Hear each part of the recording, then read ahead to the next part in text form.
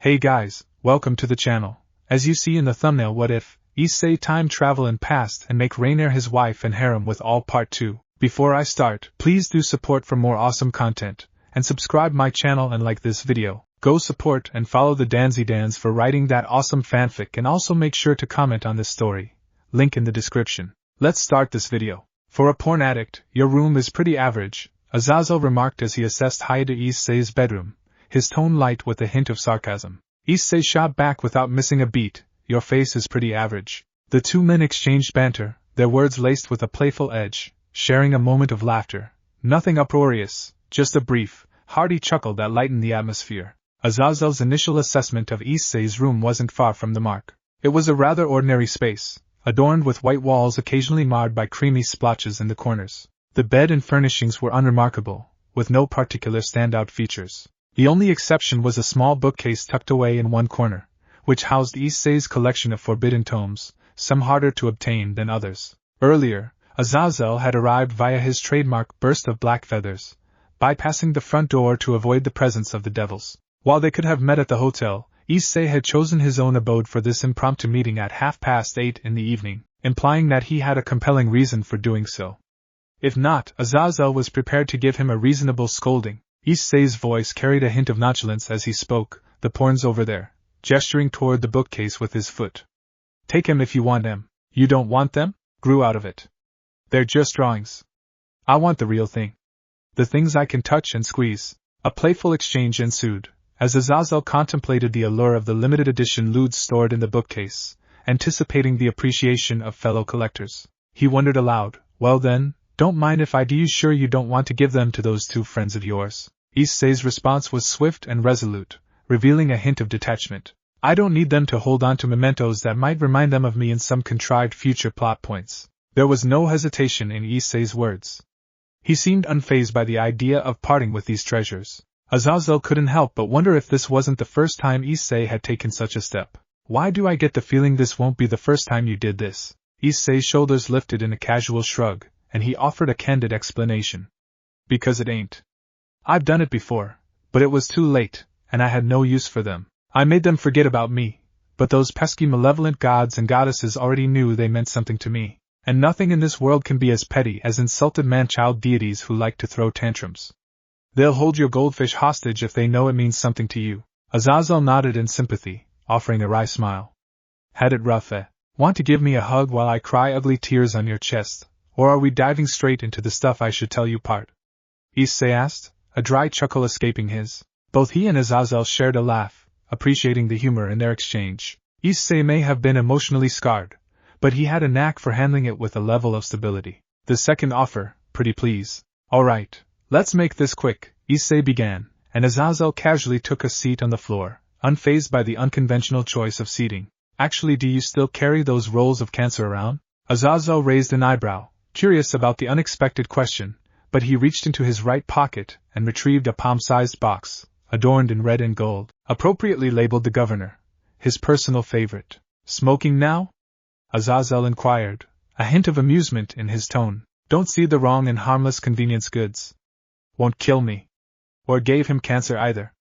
Nor did it make him stink like normal human cigarettes did. Developed by the RD team of the Grigori Research Institute for quite some while ago, they have successfully mitigated all the unhealthy side effects of smoking these magically enhanced white cylinders. Better filters, healthier substances, no usage of tar, and safe to consume without worrying their teeth would rot away or their lungs be burned. It was an astounding success and took the market by storm. Several noble houses of the devils willingly paid high prices to get these tiny white rolls in their pockets through the black market. The two men soon had a roll each tucked between there, and scentless gray smoke swirled into the air. Issei tossed Aazel's black and golden Zippo lighter over to him. You know what's funny? You invented tons of things, but I still think this one takes the cake, Issei said as he rested the roll between his fingers. He didn't have to worry about being stung by the falling cinders or having to clean his floor or bed either. The paper and its content didn't turn to ash, they simply disappeared after being consumed by the fire. Not sure how I feel about that, Aazel replied with a smirk. You didn't call me all the way here just to give you some smokes, did you? No.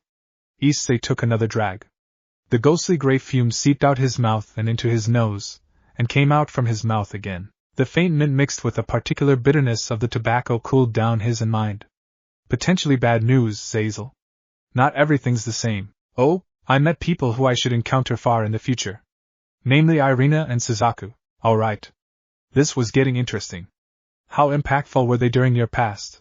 Ireina was Gabri, no, Michael's ace in the Brave Saints system, Issei began, a system you helped create. It's based on the evil pieces, but replaces the Agria's crystals with your artificial sacred gears. They use playing cards as their gimmick, just like the devils with their chess pieces. Aazel blinked, his body momentarily frozen while his mind whirred with theories. Fascinating. I helped them, you say? Well, Michael better have groveled for my assistance. Kihei, I guess they can't rely on the Heavenly Father to create more angels for them, eh? That's the idea, Issei explained. With Dad out of the picture, they wanted to fill the sibling vacuum, and couldn't wait for divine intervention. Aazel chuckled. But if that's the case, then turning your friend into an angel might be a tad challenging. Humans into angels, sure, but reincarnated devils? That's a whole different ballpark. Unless they've been tampering with their system. But those guys wouldn't touch their father's legacy with a 10-foot pole. Yeah, but at least I now know that the biblical God is still dead in this reality. What about the old Satans? Did they all get their tickets punched during the Great War too? Yep, Aazel confirmed, a hint of resignation in his voice. All 4 of them, the whole shebang. Forget about those old fogies then.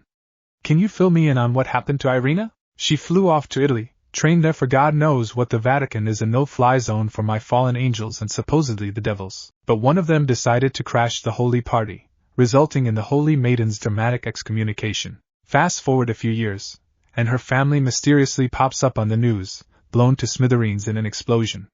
Smells like a cover-up, if you asked me. Hell, Issei muttered, his face contorting in genuine anguish.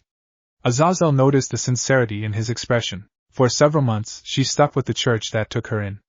Then I received word that she was sent back here, to your neck of the woods. But before I could swoop in and snatch her sacred gears, those cunning devils had already beaten me to the punch. Sacred gears? Hold on a sec, Issei interjected. She's a possessor too? Aazel blinked in surprise. Isn't she? Issei shook his head. Nope.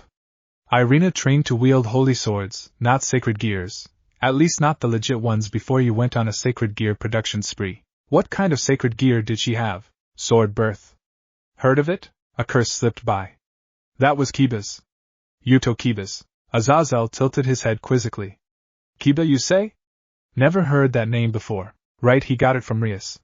His original name was Isaiah? Isaiah?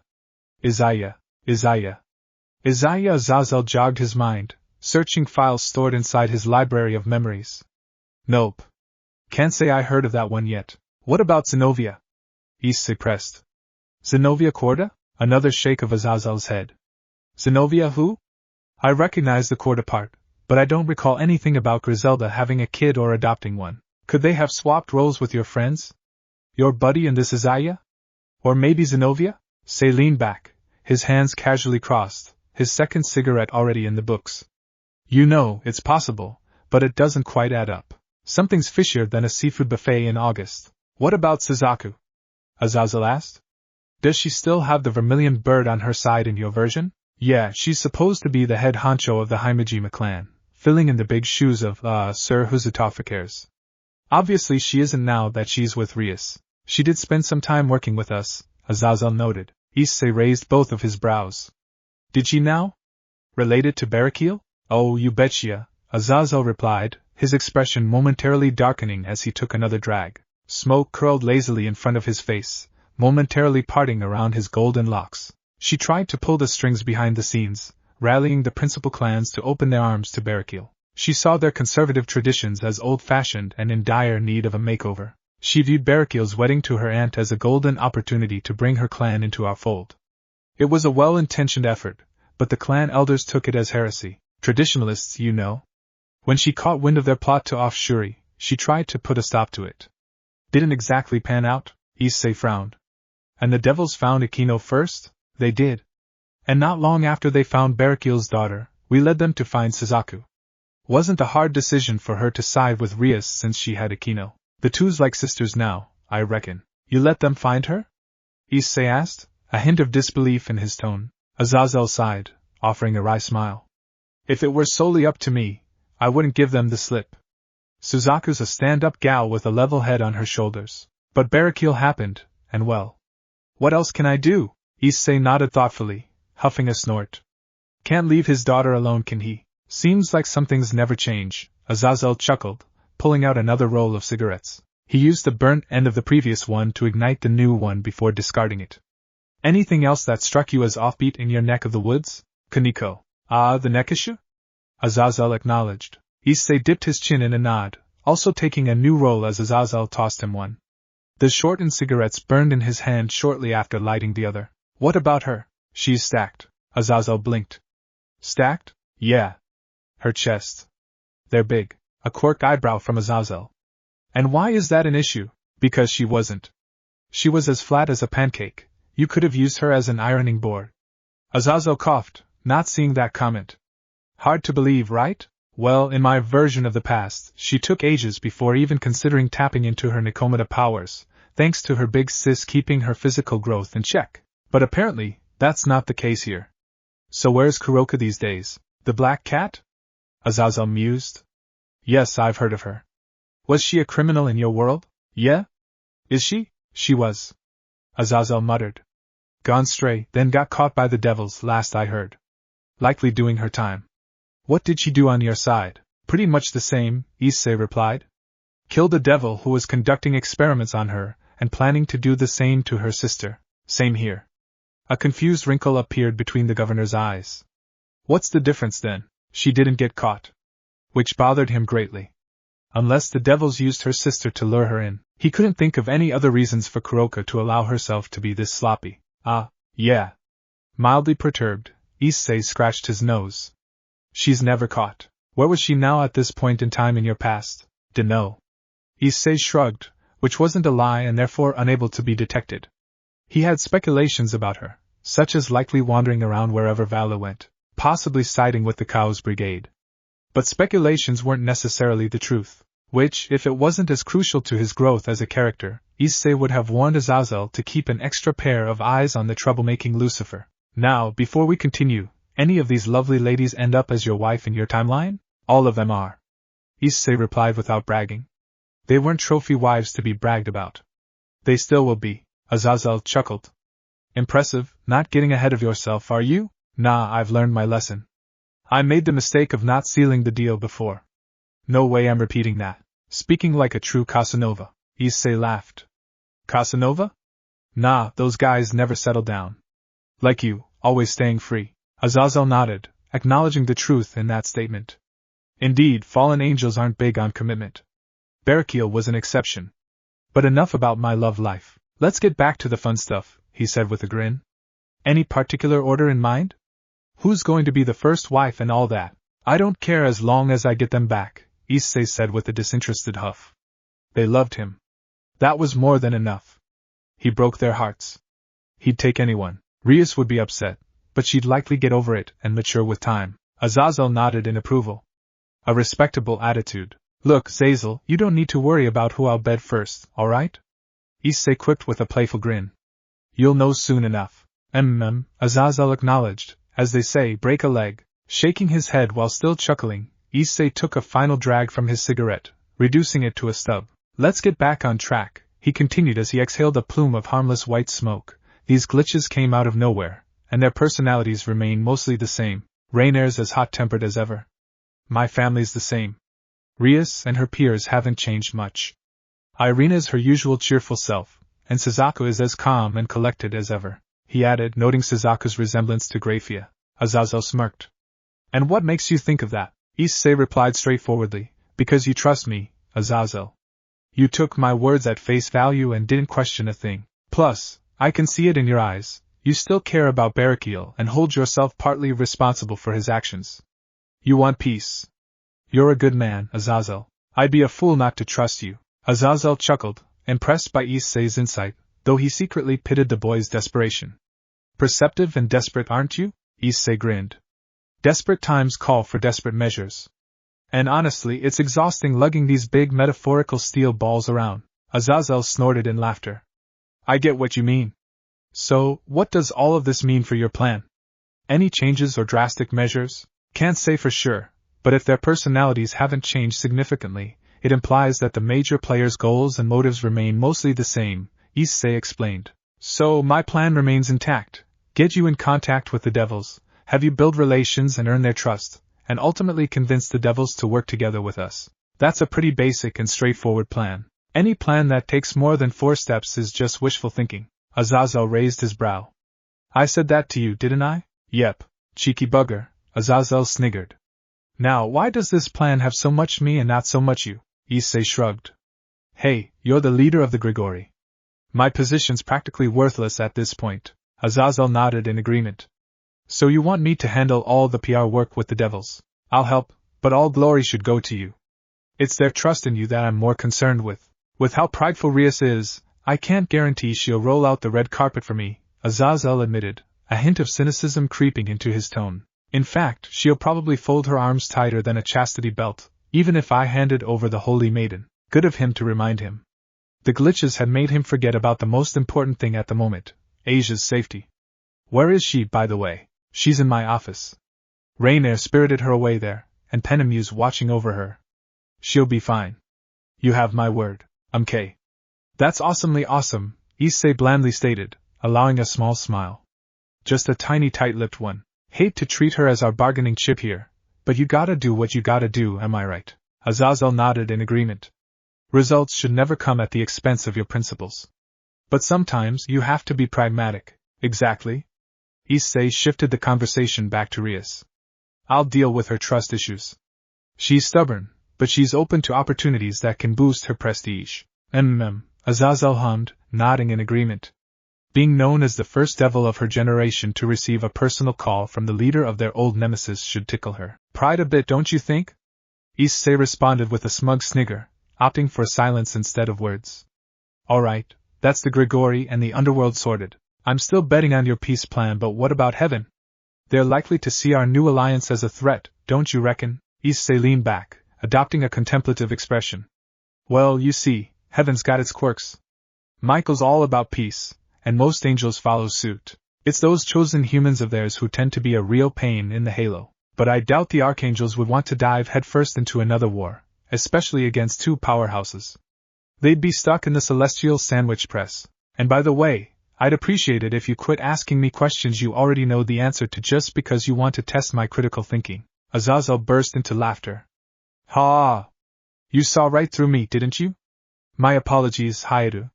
I just had to hear it directly from you. Just because you've come from the future doesn't automatically make you a master strategist, you know. Issei rolled his eyes playfully. Alright, I'll humor you. I'll do anything to earn your trust. Aazel grinned mischievously. Ah, trust, the sweetest tune to my ears. But remember, a desperate man is prone to believing anything. Issei nodded with a hint of seriousness. Trust me, Aazel, I am desperate. If I can't trust you, I don't know what I'd do. Heavy, Aazel muttered, turning semi-serious once again. Very well then, to address the big elephants, these glitches you spotted. Issei, too, put on his real talk face. I don't see any pattern yet. Most of it has been random. This hasn't been a simple trip through time. The world's the same, for the most part, but it feels like you're in an alternate world? Aazel offered. Issei nodded gravely. Exactly, Aazel pondered for a moment. Or perhaps someone else has traveled through time and disrupted the threads of fate, he suggested. How did you end up back here, implying this is even considered back? Ophis and Great Red. Azazel's eyes widened in surprise. Gabriel's heavenly bosom, I haven't even met either of them or believed they were real. They don't meddle in the affairs of mortals, Issei clarified. Great Red put it that way, not me. What made them meddle in the affairs of mortals then? Issei responded with a hint of humor, terrorists, misbehaving deities, and naughty people poking them with sticks. Aazel couldn't help but chuckle at the absurdity of it all. Issei continued, either way, I don't think it's possible for anyone else to have done this. I'm the first they've sent back, and that act also erased the future I came from. Ophis confirmed that. Aazel raised an eyebrow. And they agreed to such a nihilistic condition? Issei sighed, his expression turning more serious. Great Red couldn't care less, but I made a promise to Ophis. I told her I'd find her again, and that will require your cooperation with the devils, potentially even heaven. I see you're an impressive man, aren't you? How old were you then? Aazel inquired, genuinely curious. 23, Issei replied, causing Aazel to nearly spit out his imaginary whiskey. 23? That young? I thought you'd be at least in your late 30s. Issei playfully pouted, feigning hurt feelings. Hey, it's not funny. You're hurting my feelings. Aazel couldn't contain his laughter. Ha! You're the oldest young man I've ever met. He laughed his heart out. If it wasn't for the noise-dampening magic he cast on the room earlier, Issei's mother would have shouted at her son to keep it down. Issei continued to whine like a child. Shut up. It's not funny. I don't want to be mentally old, I just want to be happy. The conversation with Aazel seemed to be helping him reclaim his younger, light-hearted side that he thought he had lost. But as all the gods said to him, he was too tough to be killed. His body would break first before his determination had a single dent. They could make him bow, bend him down, but never break him. Hayate Issei was still human. He just needed some therapy.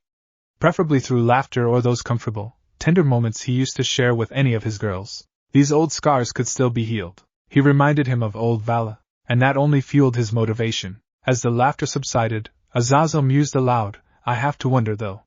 I see some parts of me in you.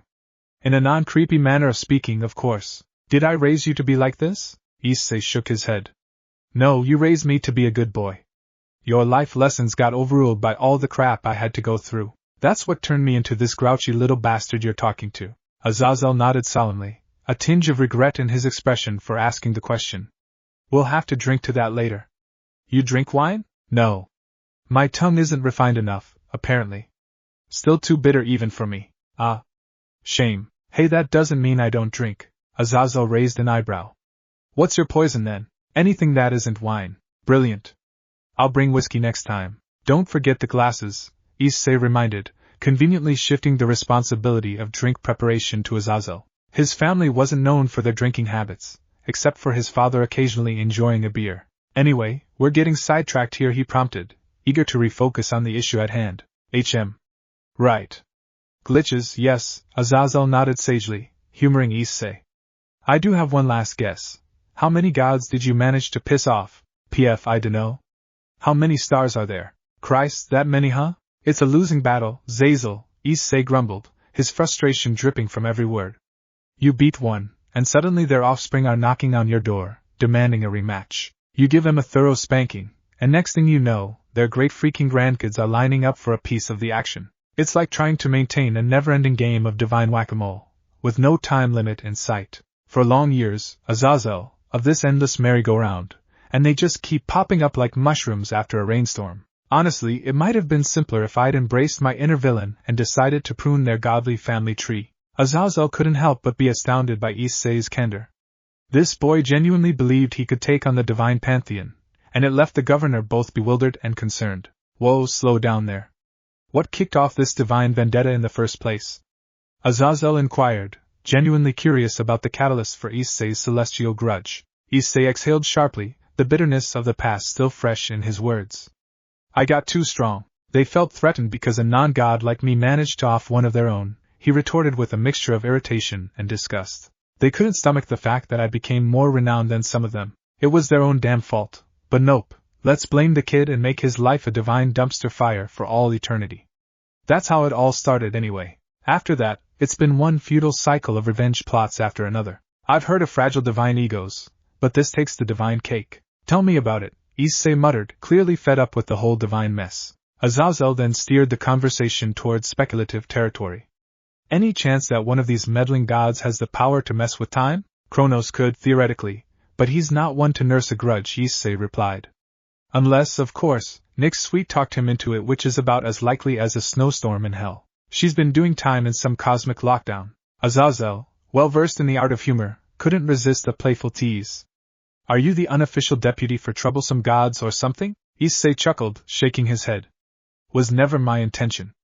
I just got roped into this divine drama, Aazel. It's like I got scammed big time. Scammed? I tell you, by the whole godforsaken world, and I'm blaming you, Michael, Surzex, the Buddha and Hindu gang, and a few more for good measure, Aazel retorted with a smirk, fully aware of the absurdity of it all. Should I issue an apology now for things I haven't even had the chance to do yet? As long as you don't have to deal with that divine circus again. Issei's mischievous grin shifted into a more sincere expression. sealing Trihexa was the last straw. The world may have survived, but it never truly bounced back. Sacred gear users went haywire, their gears hijacked by the inner chaos. Chaos dragons saw the weakened factions as prime real estate to plunge the world into, well, chaos. Aazel contemplated the magnitude of the responsibility Issei and Vale had shouldered alone. Just you two handling that entire mess? That's a Herculean feat, Issei sighed, recalling those grueling days. Vala was in his element, reveling in the chaos. Me? I've never savored such empty victories. Just the two of you. What of the others? Are there any other dragon emperors other than us two that can kill and are willing to kill a god? Fair point. Azazel nodded. And they were so young too. Burdened by the entire world. Shouldering it on their own. What a cruel fate, for Issei, at least. Vala would enjoy that kind of fate, which meant he would be trying to stop Issei from achieving this kind of goal. He shouldn't relay this information to that kid of his. Changing the subject, Azazel prompted, so, any impotent deities in your rogues gallery? Issei blinked, caught off guard by the sudden shift. Impotence? Azazel blinked. Omnipotence, my bad, TSK. Issei broke into laughter. The first of this third life. If that wasn't a whiplash and a half, Azazel's smile was sheepish. It was very rare for the governor to be embarrassed, especially since he thought he was immune to embarrassment. Funny you mention it, Issei couldn't help but laugh heartily. But no, I don't think any of them suffer from divine child dysfunction. That'd be quite the divine comedy, wouldn't it? Issei snickered at the mental image of a divine figure struggling with such a predicament. As far as I know, none of these gods are truly omnipotent. If they were, they'd have likely smote me into next week by now. Ah. Your first misinterpretation at last. A sibilant whisper that sent shivers down even the unshakable Issei. He looked around his bedroom, but there was no one else present, only him and the governor. Who the heck was that? Issei questioned, but as he scanned the room, he realized that something strange was happening. Azazel wasn't blinking or moving at all. Time had frozen. An image of one cross-dressing garlic hater entered his mind. Gasper's balance breaker. But it couldn't be that. If it were Gasper, he would be the one frozen in time, not Azazel. Issei tried to reach out to Drag for answers, but the dragon remained silent, confirming that this was a power greater than anything he had faced before. Dread started to grip him, something he hadn't felt in a very long time. Then, from the corner of his room, a dark figure emerged, passing through his dresser like a spectral being. It was tall and gaunt, dressed in a black robe and silver steel armor, twice Issei's height. Dark mist flowed from beneath its robe, tainting the floor with darkness. It stood between him and Azazel. Shit, Issei muttered under his breath. The same deep and imposing voice invaded his mind without bothering to enter his ears. I believe good evening would have been more proper of a greeting, but who am I to enforce civility? Issei thought hard. Harder than he ever had so far. Thought of a way out. He found none. Relax. I don't associate with tasteless acts such as murder. A good start, at least. Who or what the hell are you? Issei blurted out, the cold dread momentarily causing him to forget his manners. His eyes remained fixed on the hood, searching for any hint of a face amidst the vast darkness. I've never seen gods with this appearance before. Names, of course. Customary of you creations, the voice intoned, dripping with an air of ancient wisdom. Chaos. It is what most refer to me with. Occasionally cows by those who wish to feel more unique. Recognition dawned on Issei as he pieced it together. Ah, he muttered. He had heard whispers of this entity, mentioned sparingly by the gods he had defeated or imprisoned, the first protogenoi.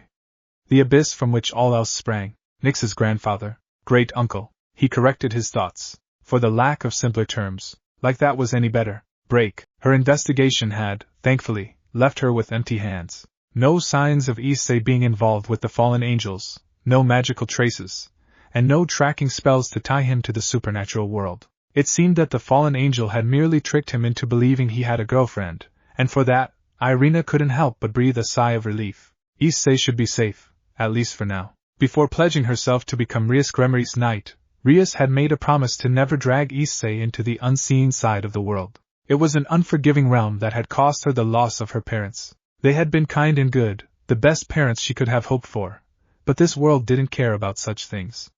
Guilty or innocent, it didn't matter, yet Ireina still believed that there was some good in this world, however rare it might be.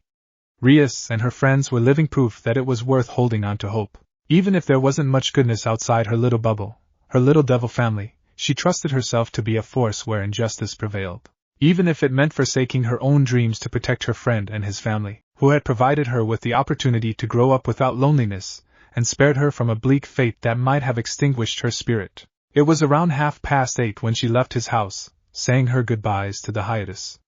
They offered her to stay, but Ireina had to get back to Rias first. They then told Issei to walk her back, but she had to refuse. The night was dark and full of terrors. Well, not really terrors. Well, it wasn't really a night filled with terrors.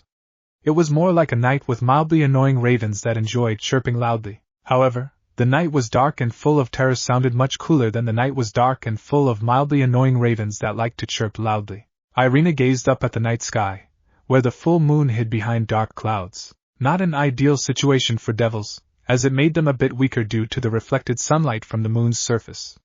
Still, it wasn't a significant drawback. She and her fellow devils could handle it easily. Ireina-chan? Ireina blinked and turned toward the source of the familiar feminine voice calling her. Her school's kendo captain approached with a bounce in her steps and a smile that could put sunshine to shame. The captain was decked out in casual attire, wearing a white hoodie adorned with an adorable panda face on the front. It was a striking contrast to her role as the resolute leader of the kendo team. In terms of femininity, she left Ireina in the dust. But Ireina wasn't concerned about fashion contests at the moment. Ah. Ireina replied with a matching smile. What's up, Miyaruma-chan? It's Murayama. The kendo captain corrected, a hint of exasperation in her voice. Ireina couldn't help but giggle in response. I just needed to clear my head for a bit, she admitted, not mentioning that she was also trying to banish a certain young man from her thoughts. And you? Oh, I just came home from Iken's house. The reincarnated devil replied, failing to spot the wince that crossed the brunette's face. Visiting mom and dad. You know, saying hi from time to time. Murayama nodded approvingly. They're good people. Can't say much about their boy though. Did he try to do anything lecherous to you? He didn't pull any funny business, did he? It's fine. Ireina gave her a toothy smile. I'm fine. If he tries anything funny, I'll just send him flying away. Like bam! And stuff. That's good, that's good. It's important for girls to learn self-defense. Murayama nodded seriously, then walked next to Ireina as she went to wherever Ireina was heading. Going back to the dorm, Ireina-chan.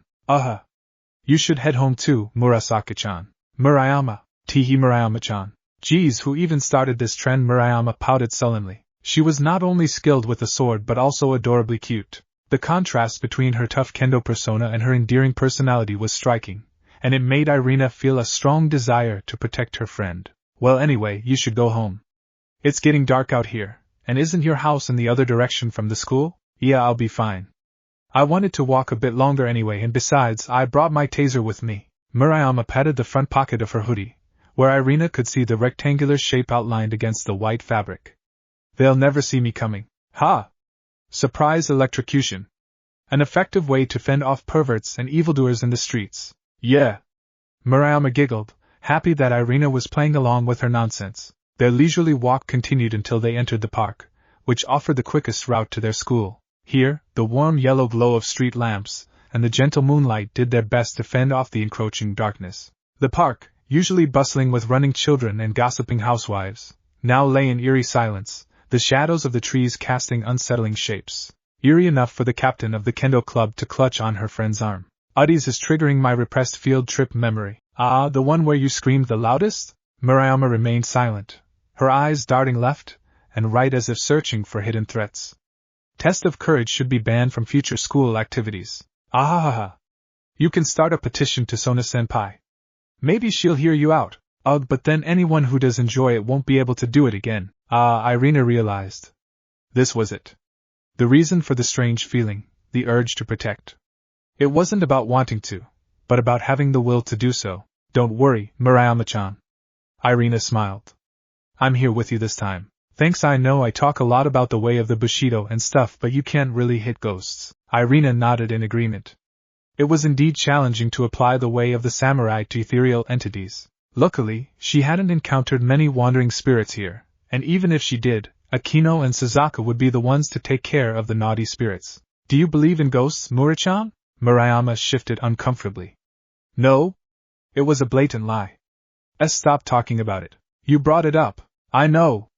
But stop talking about it. Ireina giggled lightly, passing under the basking light as they continued their way through the towns. Her cheerful demeanor quickly shifted, replaced by the alertness of a hawk spotting its prey. Although faint at first, she felt it, a touch, gentle as a puppy's tongue, but gradually sinking in like a wolf's bite. Divine magic. The sensation grew stronger, digging deeper into her flesh as it drew nearer. Ireina-chan? Murayama clutched Ireina's arm tightly, sensing that something was amiss as her friend came to an abrupt halt. Hey, are you okay? Don't tell me there's an actual ghost around. A figure approached them, and Ireina's eyes fixed on a man clad in a green coat over a white shirt, red splotches staining his attire. Well, am I lucky or what? A devil? The grinning man's malevolent intent was clear, and Ireina knew he meant to harm her. To make matters worse, he was unmistakably an exorcist, armed with the standard gear of his trade. In his right hand, a sword blessed by an angel gleamed with divine power, while his left gripped a handgun specially designed to fire holy water-infused bullets. Stay behind me, Murayama, Ireina ordered, shifting her friend to a safer position behind her. Murayama complied, albeit with a mix of confusion, worry, and fear coursing through her. Ha! Stay behind me, huh? The exorcist's voice dripped with mockery. What is this? An action movie? He cackled, and though he hadn't made any aggressive moves yet, Ireina remained vigilant, ready to summon her sword at a moment's notice. But maybe it is a movie and right now, I'm the star of the show. The anti-hero destined to cleanse the world from evil through necessary extreme violence, he continued, his grin widening. And you, my dear devil, you'll be another stepping stone to my soaring career. Ireina sensed his skills, the sharpness in his eyes, and his unwavering intent to kill. He wasn't as foolish as his words might suggest. He was a true threat. Then again, so was she. Undeterred, Ireina took a step forward, causing two falchions to erupt from the cobblestone beneath her feet. She grabbed each one, her gaze locked onto the exorcist's smirking face. Seemingly amused, the exorcist's grin grew wider. Showing your true colors. This'll be in. He paused, dipped his chin, and dropped his smile. Fun. Anyone who took him less seriously than he took them were idiots. Very dead idiots. With their limbs and head missing, and big fat red F carved onto their back. F meant for freed ing cells N. It will, Ireina declared, her eyes narrowing. Just not for you. With that, Ireina surged forward, determination in her every step as she aimed to wipe that smirk off his face, permanently. The traces of fear had left his eyes. Issei was scared, but now he was thinking of an exit strategy, scraping the bottom of the barrel. He thought of every possible reason this primeval entity older than the universe itself would want to do with him. His heart was beating fast, but gradually steadying itself to a normal rate. Unlike the gods he had faced before, Chaos seemed to be one least likely to tell a lie or ruin his life. Because if he wanted to, then Issei wouldn't be here. An apt observation. Very important for a time leaper. Issei clenched his jaw. He couldn't even protect his own thoughts or the fact he was the one who messed with the timeline. You have nothing to hide from me, this much I can tell. No need to worry, either not one fixated on me, at the very least. Chaos spoke. The words were there, just waltzing into his mind without bothering to pass through his ears. What's your deal here, Chaos? Are you here to put me at a disadvantage because of what I did? Even out the odds? You still think you have the upper hand against the gods? I happen to have something they don't use often, a working brain, so it seems, he chuckled. It was like a volcano rumbling deep inside his mind, shaking his core, but also strangely warm. Not the type of warmth Issei would lay his hand into, however. To remove your unnecessary although understandable concern, I am never as petty as those beings who let themselves be blinded by their pride, nor do I share any sentimental attachment towards any of them. They are, such as you are, actors of this stage, where I am the only audience. An observer, if you will. So you're the passive observer, eh? Issei said, finding bravery in Chaos' uncanny casualness. All right, let's get this over with. What do you want from me? Fight for you? Be your champion? Be your chosen while I fight fate? As interesting of a proposal it is, I don't feel the necessity of tampering with your own fate. You shape your own, as does everyone else. I demand nothing from you, nor have I ever demanded anything from a single soul, I observe. That is it. Issei lowered his eyebrows, still seated on his bed. If he could light another smoke, he would, and through my observations, within the last 4 years of the world you left behind, you have done something nothing else has managed. Hi to Issei. A pause. Issei could feel the eyeless gaze boring deep into his soul. You surprised me, Issei blinked. So far from who you were. from those you love, from who you wish to become, far away from home, forced to forsake your own dreams, so others may dream. You gave up your time, so others may have it. Gave away your liberty, so others wouldn't be taken away. You were loved and yet you stand alone. Alone, in the past you have grown to despise. Your hope has been so utterly crushed. Chaos lowered his cowl, as if to better see the human's expressionless face, almost like he was not concerned by any of it, almost detached. But Chaos knew the boy was doing the same thing he did then, and yet you remain unbroken. While he appreciated the understanding, Issei wasn't a fan of being observed and being seen as an interesting anomaly in these stranger worlds. But he knew better than to be a bitch about it. He'd complain about it, from time to time, but never a bitch who kept on bitching. Issei was no bitch, nor was he anyone's bitch. What else am I supposed to do? Give up? Keel over and die? He replied, trying to find solace in this self-defense measure called forced humor. If I was going to off myself, then I would have at least wanted to see how it all ended, and see it all burn. A grim glimpse to your thoughts. It turns out I'm not as virtuous as everyone thinks I am, Issei admitted. He really was on the verge of breaking. If not for Ophi's intervention, perhaps he would have shattered. If you're so impressed with me, can I at least know what you're here for? Taking a closer look. Well, Issei spread his arms like a certain gladiator of the old. Here I am. Not much of a looker, I know. I pity the fools who judge by appearance alone. You pity a lot of things then. Chaos let off another chuckle. Unfortunately so. But I am not here to talk. I am simply here to warn you, and offer you some explanations. First, I am not a god. Gods are the creations who think they are clever and powerful to assume they are above everything else. They're underneath you, is what you're telling me. Yes. They bother themselves with the idea of good and evil. Illusions for the creations to justify their actions to gain whatever it is they desire.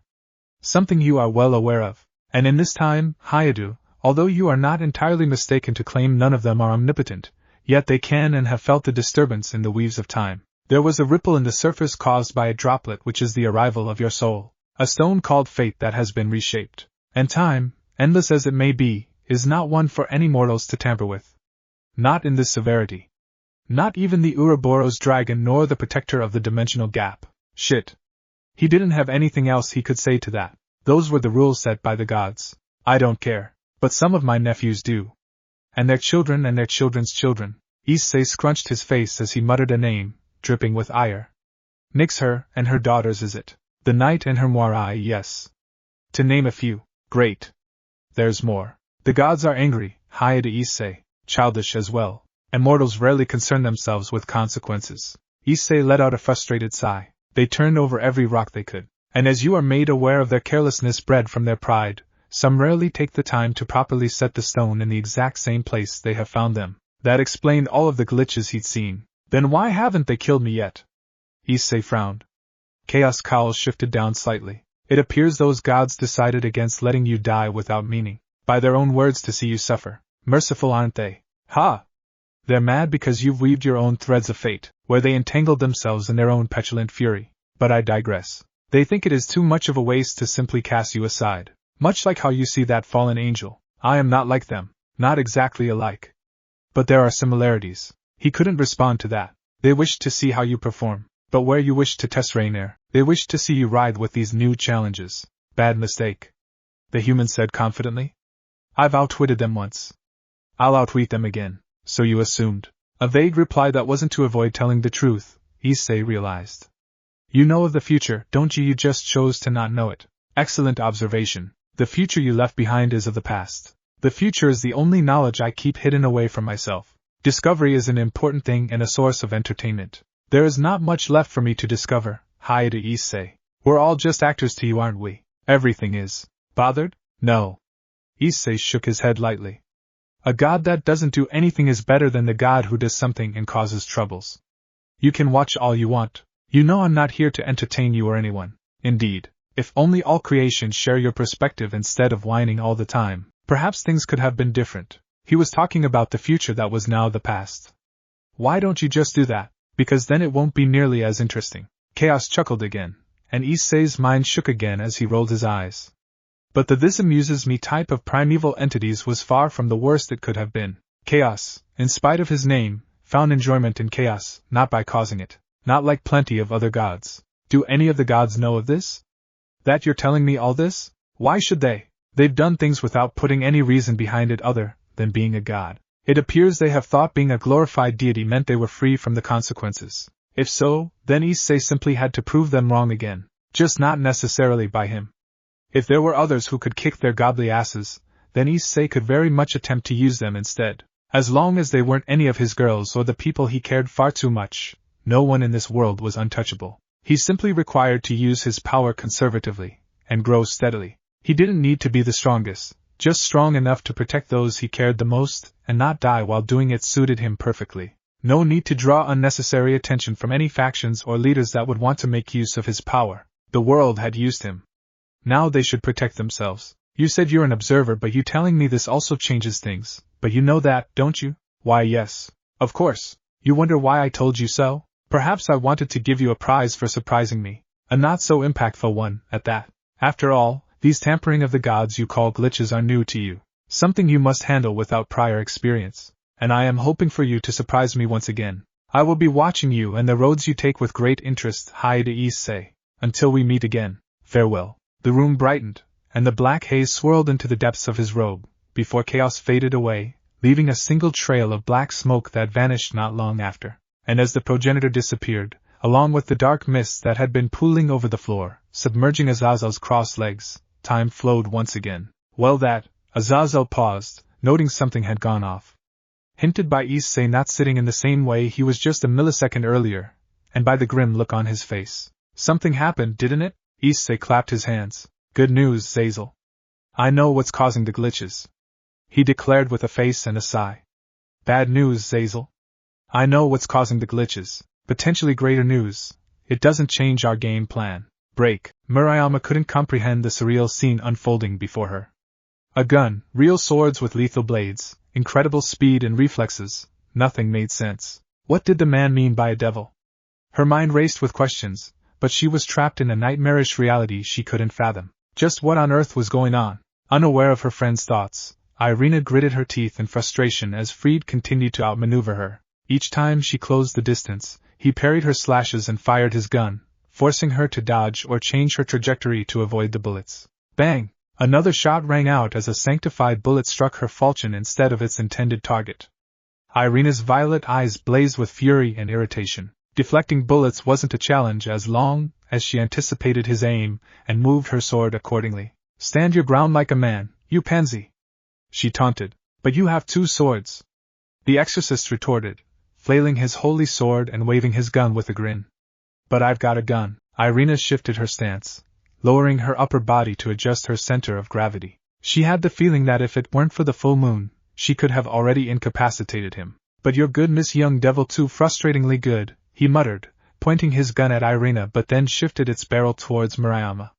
But she can't be that good. Realization widened her eyes, but it came late. The exorcist wasn't just dodging, he had been slowly rotating their position, getting her away far enough from Murayama, whose only cover was the lamppost in front of her. Run! Ireina shouted, but her warning came too late. A high-pitched noise pierced the air, and a silver bullet tore through Murayama's chest, leaving her gasping for breath as she staggered backward, wide-eyed and in disbelief. Irena's stomach plummeted into an abyss as her friend, whom she had vowed to protect, stared at her with a mixture of fear and bewilderment. Murayama clutched the growing red dot on the panda's right eye emblazoned on her white hoodie, and the crimson stain continued to spread. You're gonna drop your swords if you want to save her, little devil, the exorcist taunted, a cruel grin dancing on his. Or you can prove to us sad, powerless humans that devils are up to no good, using humans for their own gains. Your choice. How generous of me, right? Irena's grip on her swords tightened, but she forced herself to release them, letting them fall to the cobblestone road with a resounding clang. Good, obey me like the good bitch you are. Gritting her teeth, Ireina knew she needed to make contact with the ground to cast sword birth at a range and offensively. If she could trick him, then it was still possible to save her friend and herself.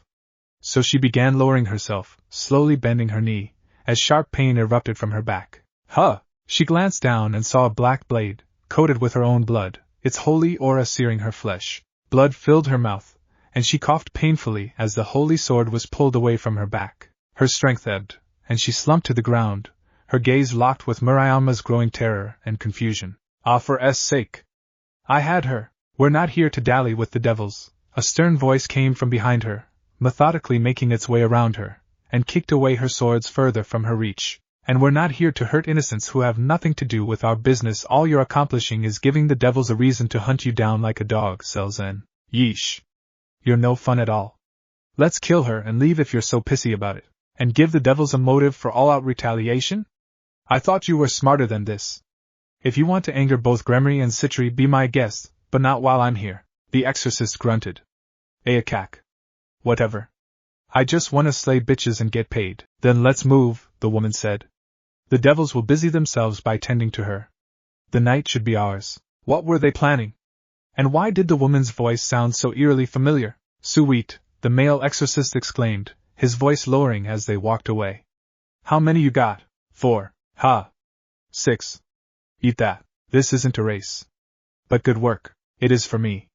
Give me the motivation, you know. As Irena's powers gradually slipped away, she strained to lift her head. She saw a blonde ponytail cascading from the woman's white robe, and her gaze met the woman's sharp, ice-cold blue eyes. These eyes had once held kindness until an event that diverged their fates and separated their paths. Yumi? As the two exorcists faded into the distant darkness, Ireina felt the last of her consciousness slowly fading away. As a criteria had been met for one summoning flyer to activate, and crimson light emerged from the pocket of Mariama's hoodie just as her last breath left her body. The wish that triggered it? I wish I could have protected my friend. Break. The next day, which was Saturday, as promised, Hayate Issei devoted his entire day to sate Azazel's undying curiosity to his sacred gear, which was done entirely inside Issei's own bedroom that had become their temporary base of operation, but also the safest place as Azazel was strong enough to contain everything in a room this small. The governor's eyes couldn't be brighter with joy, and Dreyeg couldn't be any excited when Issei finally activated the boosted gear, shifting its shape from twice critical to the crimson-spiked gauntlet every god's learned to fear, done easily due to him sacrificing his left arm, a problem needed to be solved within the foreseeable future. After running a series of tests, mainly Azazel asking him details about how many form the boosted gear possessed, and how many he had unlocked during his past, and how many new abilities he had learned that was never discovered by any of his previous predecessors, Issei showed off his mastery and capability of using Dreyeg's tremendous magical power to help mitigate his body that lacked any traces of the spiritual fuel called mana that was used by human magicians to conjure their own unique magic that was separated into 10 tiers. Clasping his gauntlet that had become ghostly and transparent in appearance, Issei released his concentration as the crimson color popped back into place. It was reaching midday, Issei realized as he checked his wall clock. Chill touch, eh? Azazel nodded sagely, a wide smile on his face. I think this is the first time a dragon emperor can actually use sorcery. Historically speaking. Your history, you mean? Azazel laughed. So it is, so it is. I've never heard of anything ever pissing off that amount of gods within the span of 4 years? Give or take, yeah? What other spells can you cast aside from the cantrips? The lowest tier of spells, easiest to learn, easiest to cast, and the least draining compared to the rest. Rather, what's the highest level you can cast right now? First is my limit, but give me enough time and I'll be able to bring meteors down again. Issei said without the will to brag. That aside, I can cast Fist. Azazel wrinkled his black-brownish eyebrows. First time I heard of that. What does it do? I punch people in the face. After a long silence, Azazel snorted and laughed. What about the limitations? Since I haven't done any physical training other than light exercises, I can only cast 4 of them per day before knocking myself out cold with the 5th. Issei sighed as he stretched his hands. I already showed you one, so that's 3 slots left for me until I take a long nap. You gave me quite the shock, partner, blacking out like that all of a sudden. The gauntlet spoke, its green gem glowing as one word left it. I eagerly await the day where I can lend you my strength to the fullest. You sure will, bud. Then we'll take names and kick asses. You can keep the names, I get the asses. Not the worst bargain I've had. Why would you want to keep? Actually forget I asked. Why not? I can give you a detailed explanation. Or Vala could. At that, the governor raised his eyebrow in a never-before-felt kind of interest. Vala? He's an ass man? Thighs too, actually. Anything from below the belt. Huh. Azazel made a face of mixed surprise and amusement.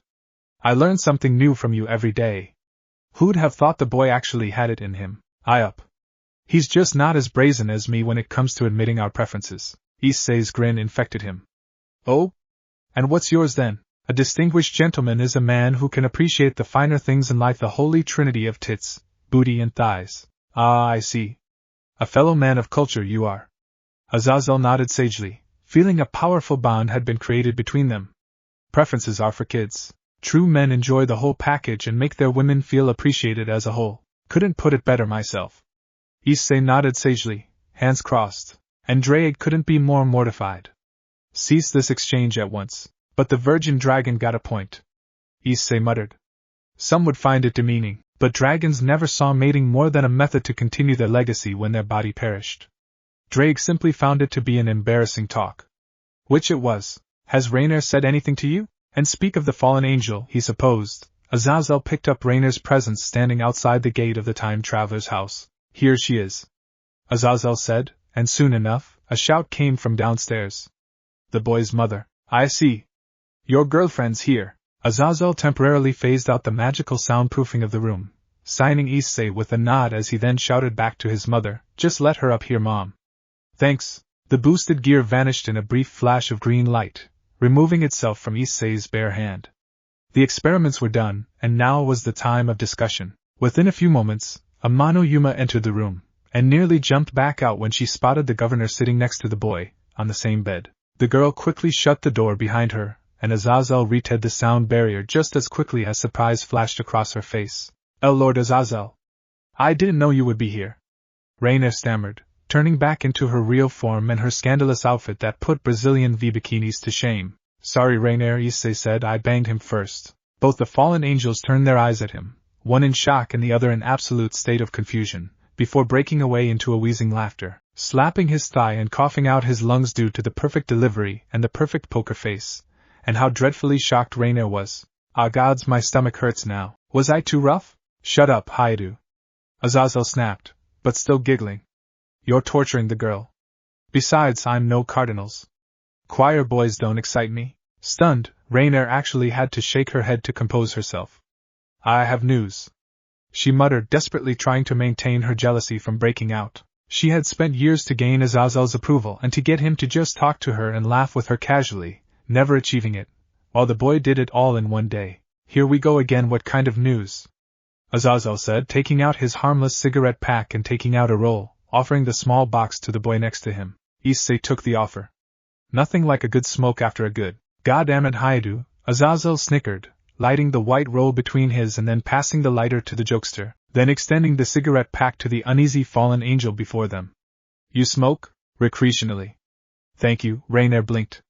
She would forever remember the day her Lord Aazel gave her something, even if it was just a tiny roll filled with vat-grown herbs. After Issei had his lit, he tossed the Zippo lighter to her. She caught and burned the of her cigarette, taking a drag and savoring its minty breath, imagining this would be how it felt like if Lord Aazel was ravaging her mouth with his tongue. Smoke billowed from there, lazily floating upwards, before fading entirely without leaving any smell or bothersome residues. Aazel began, okay then. Let's start again. What kind of news, Raynare? Have you dealt with Freed yet? Bad, Lord Aazel, sir. And no. I haven't had the opportunity, but I will kill him. I swear, Raynare admitted grimly. I'm running out of time. Yesterday they were still preparing for the ceremony to detach a sacred gear from its host. She peered at Issei for a facial reaction. He showed none. The preparation was done just today. Right now they're sending me away because they want to see the Holy Maiden and proceed with the ritual. This soon? Issei muttered. While he did expect to have at least one more week before Asia's murder and revival, Chaos Warning had eased the blow of the news. That said, how come? The ritual needed sacrifice. 20 humans for one sacred gear user. I thought getting their blood would at least take them a while. But the exorcist sent here did it all the same night they came here. Aazel noted Issei's concern. Glitches? Yeah, balls. Raynare continued, though the word glitches caught her attention. Worse, one of the exorcists sent here was under Kokabil's direct order, and her words carry more weight than mine do. She said Kokabil wanted it to be done tonight. Issei scrunched his eyebrows. Freed's a girl? Freed? No. Not him, the other one. Isaiah. What does she look like? Blonde hair, blue eyes, average height? Yes? Who was she in your version? Issei sighed. He had thought of this. He thought preparing himself would make it easier to swallow. It didn't. And he was Rias Knight. At that moment, Issei felt a punch into his gut, and a burning ire towards the gods that he swore not to spare in this new timeline. Whoever decided it was funny to turn his friend into his enemy, and worse, turning them into a girl to pour salt in his wound, deserves nothing less than a long, drawn-out death. All right then, Issei stood up and said calmly, though only on the surface. Underneath was a dragon prepared to bring cataclysm. Do you know what this means? He was testing her. Fine. She'd proved to him she could use her brain. I can't keep spying on them or Kokobile. Not unless you're giving me another sacred gear user. And I don't do well with sacrifices. Issei turned to the governor. This means we'll have to meet with the devils right now. You good now, Aazel? Me? I'm always good. Aazel smirked, standing up and flattening his burgundy suit, turning the remaining cigarette into dust as it disintegrated. I'm hiding behind you if they jump me though. Barakil's girl, most importantly. Rias should be able to keep Aquino in check? But sure. I'll be your damn hero. How reassuring. Raynare took one last drag and exhaled through her nostrils. Let me get my subordinates out from the crossfire, Raynare said, practically pleading, although it hurt her pride to admit it. I'll be quick. If possible, you won't have to deal with 2 exorcists. Get your men out and leave them to the devils, Issei told her. She got Asia out. A shame about Fried, but as he had said, he didn't rely fully on Raynare to deal with all of these problems. I don't know much about Issei yet, but Kiba had a good head, and if she got Kokobil's trust, she's more dangerous than Fried. Raynare nodded. No use fighting or defending her pride since he knew better than her. Fine, I'll convince my men to get out. If you come back without the girl, they'll ask questions, Raynare, Aazel pointed out. A very good point. I don't need to come back to them. I'll set a place and they can meet me there. Aazel considered before asking, you trust them? Not all of them. Just 3. They listen to me more than to any of the exorcists, she said. I roped them into this whole mess. Let me at least get them off the stage. Aazel looked at Issei, who gave a shrug, and Aazel gave a nod to Raynare. Then get them before we move in. I won't be joining the devils as that'll risk exposing my interference to Kokobile, likely jump-starting whatever plan he had in mind against me. Once I meet the devils, I'll be in the hotel. Gather your lackeys and meet me there. You and your pals will probably be out of a job. Jobs I happen to have. Lord Aazel, why yes. Thank you? Her violet eyes lit up, and to his surprise, Issei actually felt a bit happy for her. I won't fail you.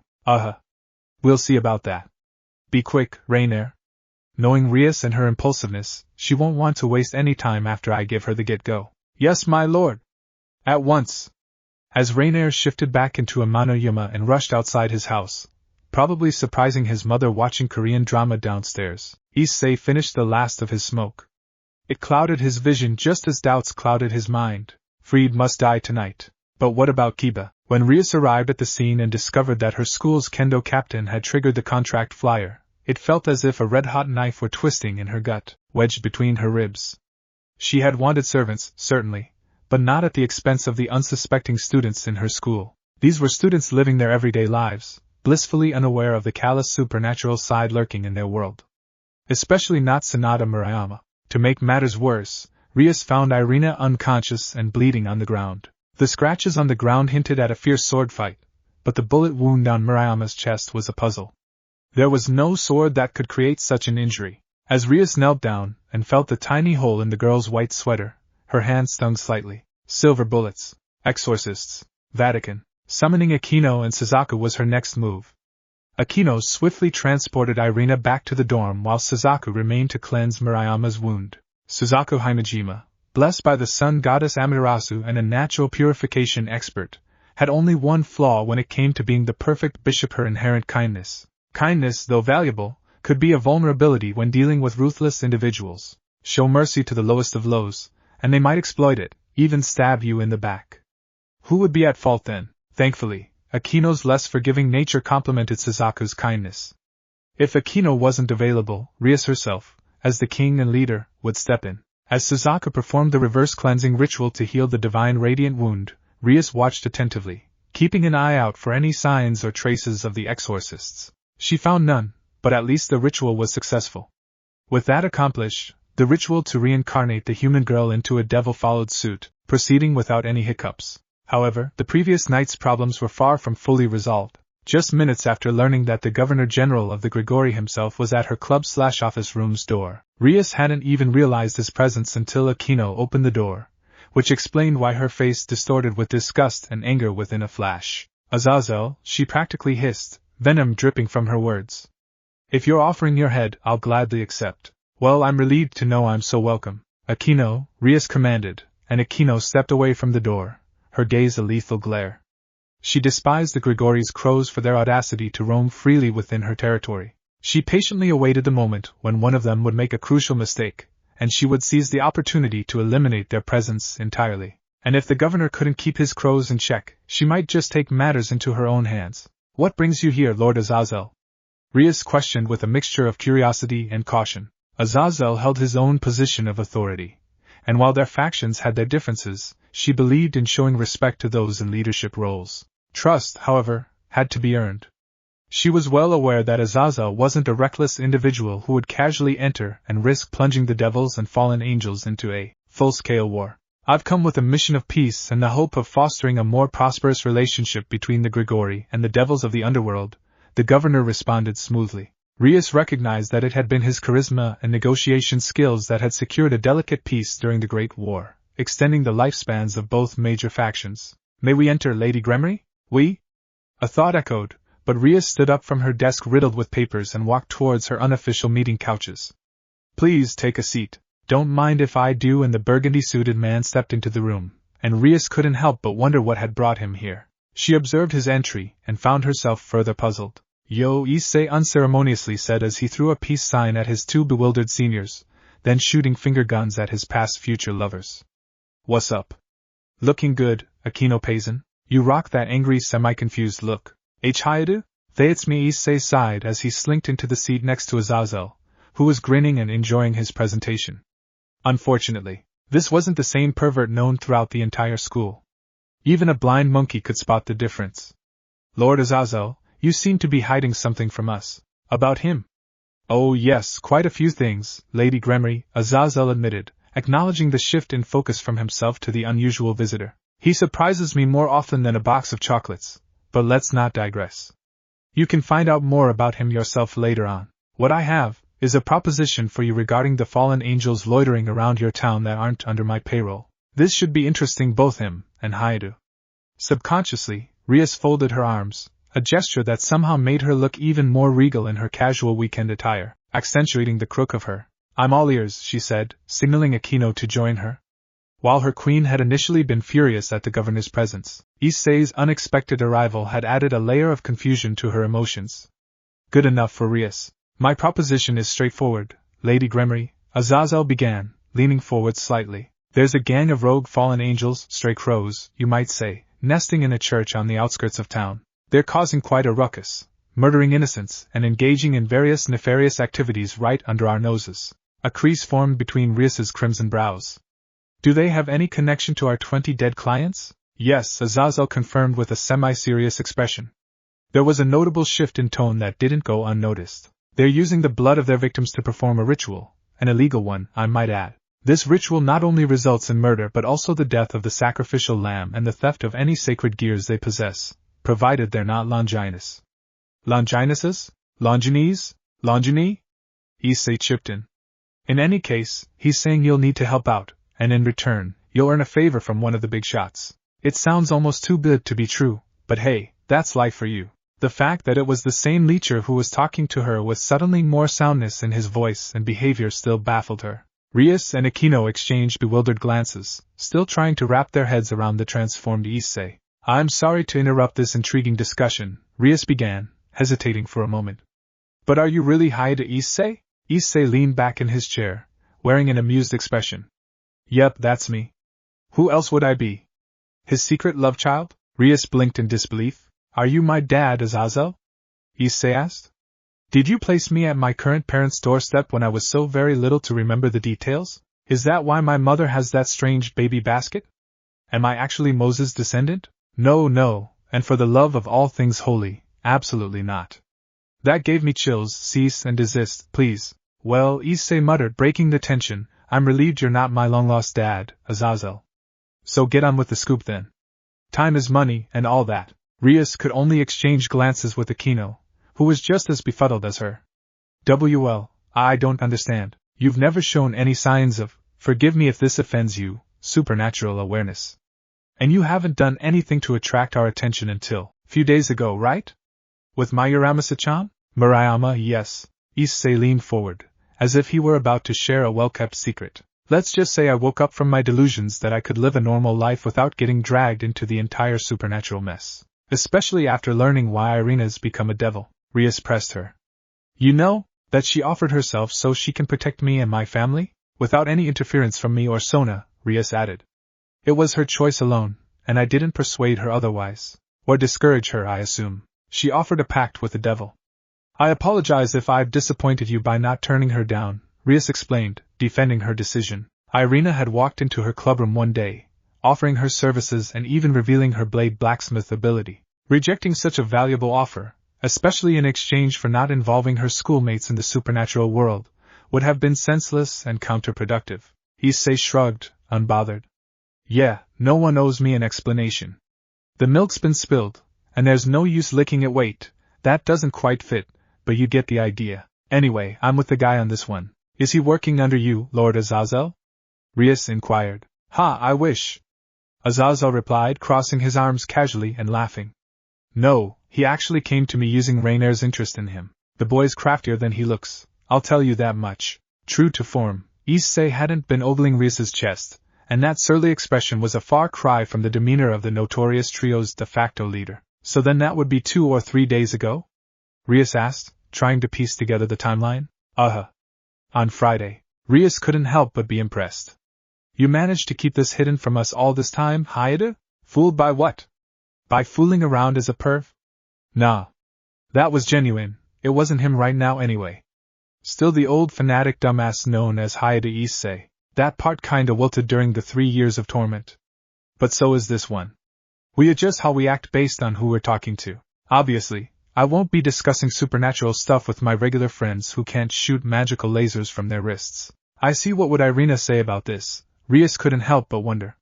Then she turned her attention back to Aazel. You mentioned having a shared interest with him. What is it? Peace, clearly, he said with a stern look. White peace won't cut it. I want actual, long-lasting peace, and the major factions trio is the giant first leap. The entire world depended on it. At least, that's how I see it.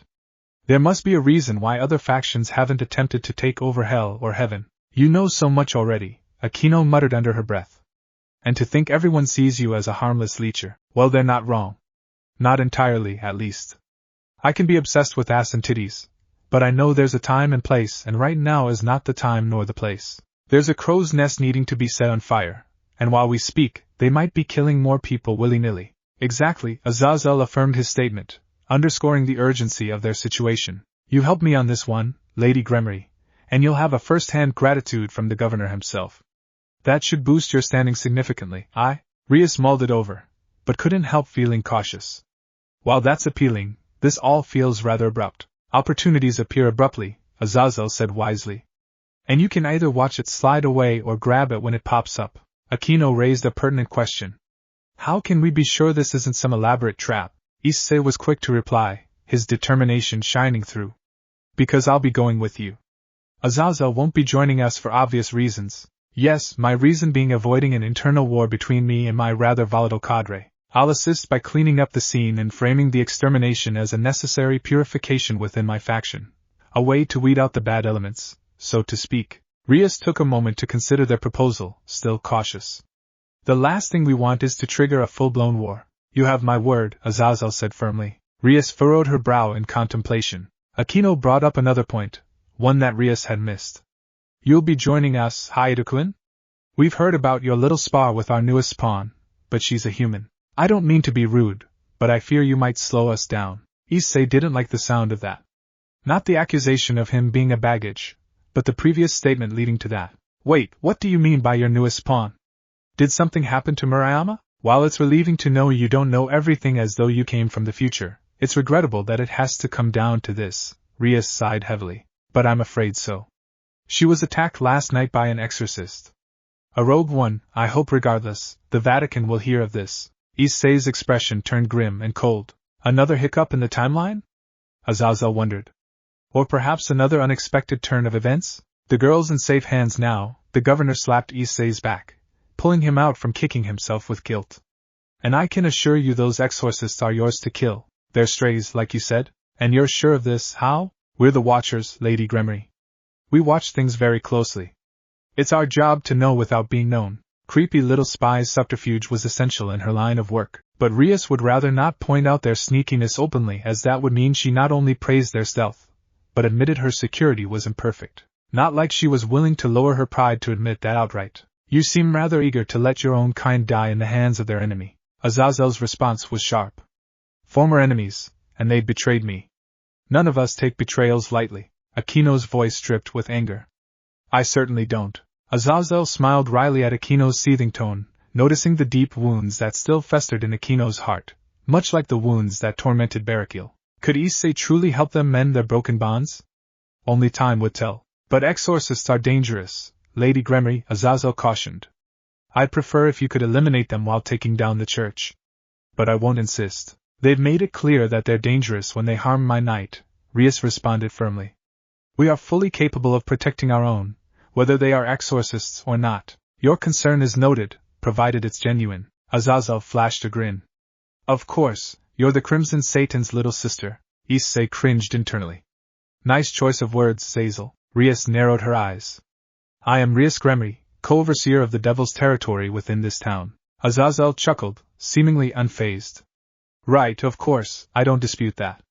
But you're still his sister. If something happened to you, and a fallen angel was responsible, that's like breaking a glass and trying to glue it back together.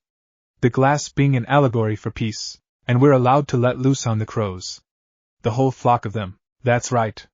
There'll be no wars, no aggression taken, and you'll rid this town free of those lunatics. Rias sighed, recognizing the truth in his words.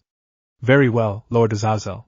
While I don't fully trust you yet, I'm willing to give you the benefit of the doubt. I expect more than mere gratitude once we're finished, though. I don't fully trust you yet, Lord Azazel, but I'm willing to give you the benefit of the doubt.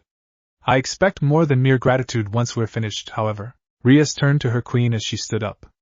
Aquino, gather everyone here. Aquino's eyes sparkled with anticipation as a wicked smile spread across her face. The prospect of unleashing her electrifying powers on those troublesome fallen angels without consequences had her dreaming of this day.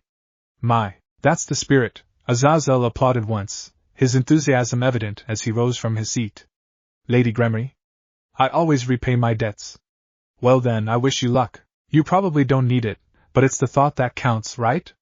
I'll be off to instruct my men to turn a blind eye while you devils work your magic. He then casually tapped Issei's shoulder, who hadn't budged from his seat.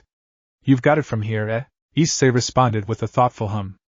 Before we go, Senpai Murayama is your pawn, right? Rias wasn't surprised that Issei was aware of the intricacies of the evil pieces. She had a multitude of questions ready, but she decided to hold off until she was certain that she could trust Haida Issei. Yes, Rias confirmed. Then who's the injured knight? Issei didn't like the guilty look on Ria's face.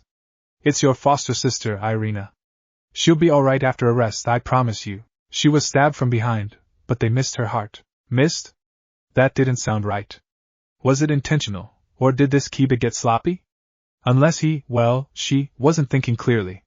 Yes, she probably would have missed. But that was highly unlikely. But then again, he didn't know for sure if this timeline's Isaiah had the same prowess as Yudo Kiba. She didn't have the blade blacksmith for one, and she was a stray exorcist? Why and how? But that shouldn't matter now as much as it would later on. Priorities. The old him was a wit who didn't understand and was unable to place emotions before actions. Right then, let's go. That was rather quick, Rias remarked, still surprised by Issei's promptness. Oh, I'm concerned, but there's something else to do.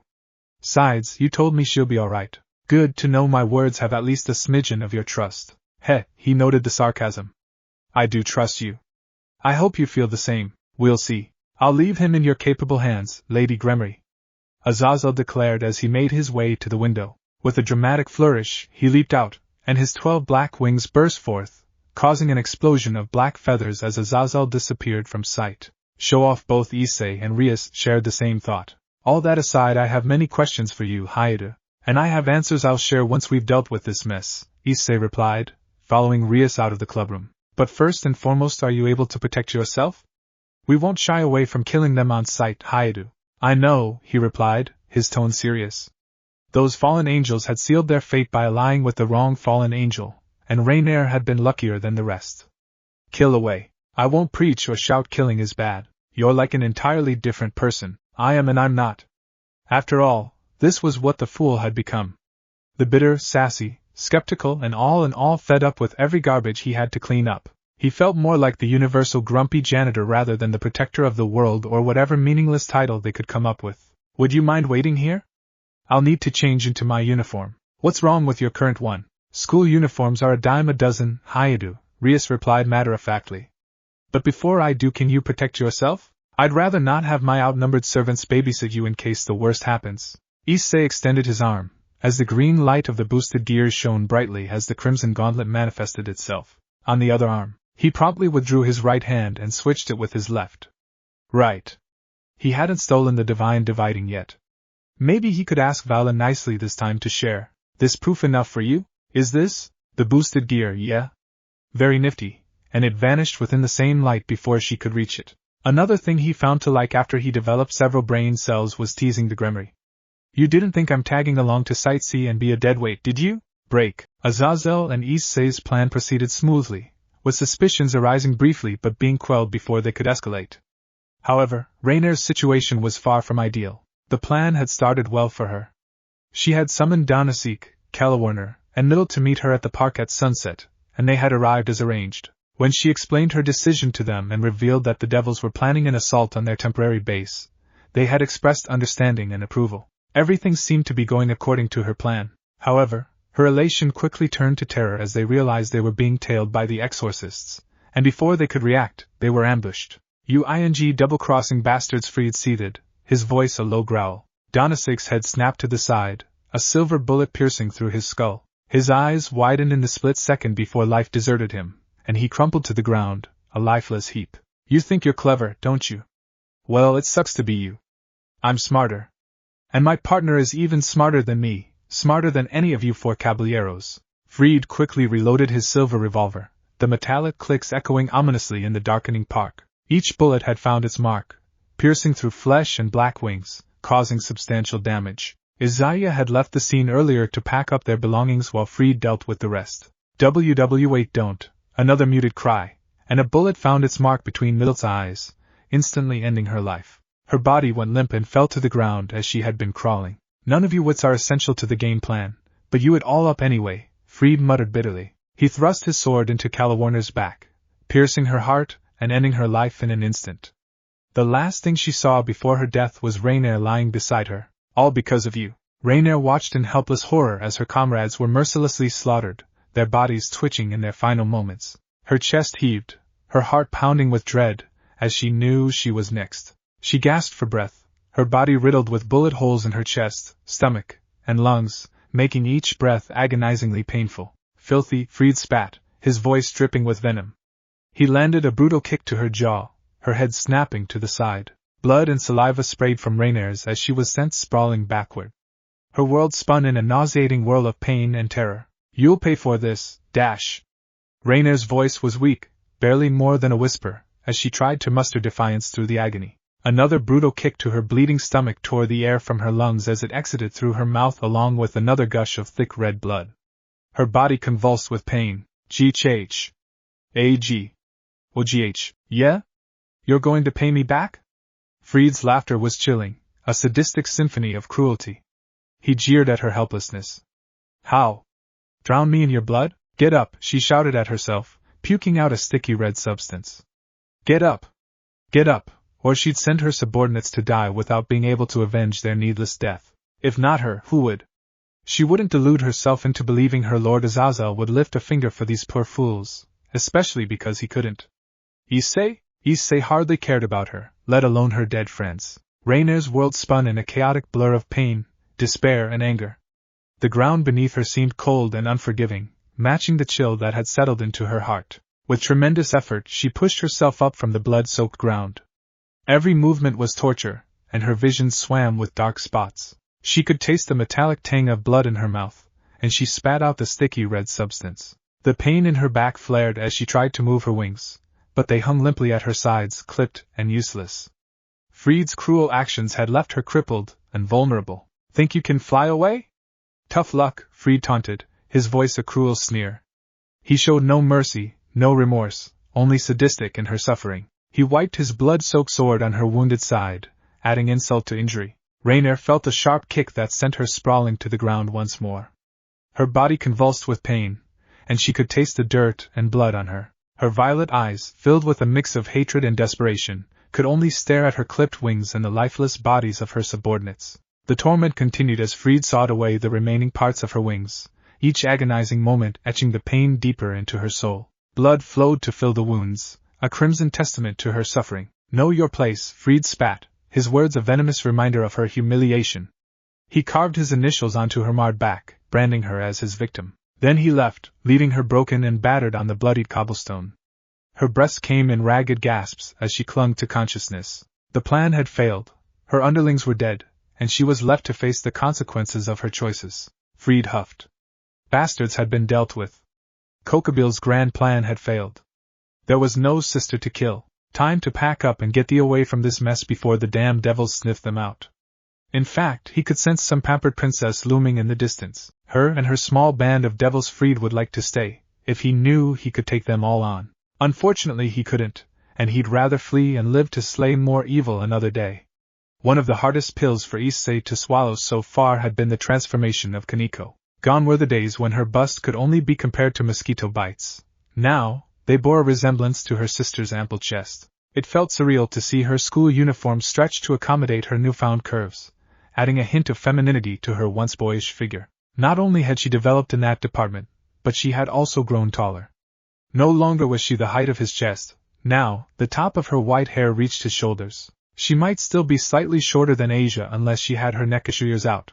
As Issei contemplated Kaneko's growth, his thoughts wandered to Aazel and the experiments he might be conducting. He couldn't help but wonder if the fallen angel was behind Kaneko's transformation, and he hoped there were no hidden consequences. However, he knew better than to voice his questions and suspicions. Building trust with Rias was of utmost importance, and revealing too much would only raise unnecessary doubts. He could always ask them when the opportunity arose. From an idle talk leading to the discovery for Kuroka's fate, Kaneko's patience wore thin as Issei's gaze lingered on her chest. She finally snapped, "Can you please quit staring? It's disgusting." Issei seemed to have been paying too much attention to her bust compared to the rest to successfully cloak his curiosity as perversion. "It's disgusting." Without missing a beat, Issei responded, "Yes, I am disgusting," deadpanning his reply. His comment elicited a giggle from Akino and a groan from Kaneko. "Disgust me, please." Kaneko turned to Rias for support, seeking refuge from Issei's antics. "Does he really need to come? What if the crows seduced him and turned him against us, senpai?" Issei's suggestion took a more risque turn. "Surely you devils can out-seduce the fallen angels. Screw the fighting, let's have a striptease battle instead. It's way less violent and much more fun. Winner takes all." Kaneko's expression twisted in repugnance as she shook her head. "You're the worst." Rias, on the other hand, had a more diplomatic stance. "Tolerate him, Kaneko. That's all I ask of you. He brings an interesting dynamic to our group." Their banter was interrupted by Kaneko's sharp senses. She froze and whispered, "I heard a gunshot from the park." Issei hadn't forgotten that Nekish's senses rivaled those of devils and were likely as sharp as a dragon's. "Another one," Kaneko added, quickening their pace. They were still a mile away from the town's park, but no one dared to doubt her hearing. Issei's expression soured as he heard the distant gunshots, a chilling sound that seemed to echo through the silence of the park. The group quickened their pace, driven by the urgency of the situation. It was clear that something was terribly wrong, and they needed to investigate. The park was devoid of human lives except for him. Aazel had likely ordered his cronies to hypnotize the humans to play nice and stay in their house, where they could watch some evening drama or fight for the remote with their wives. And Issei was damn glad he did, because people would be screaming and traumatized if they ever saw a glimpse of this carnage. Probably start a rumor that would end up transforming into an urban legend.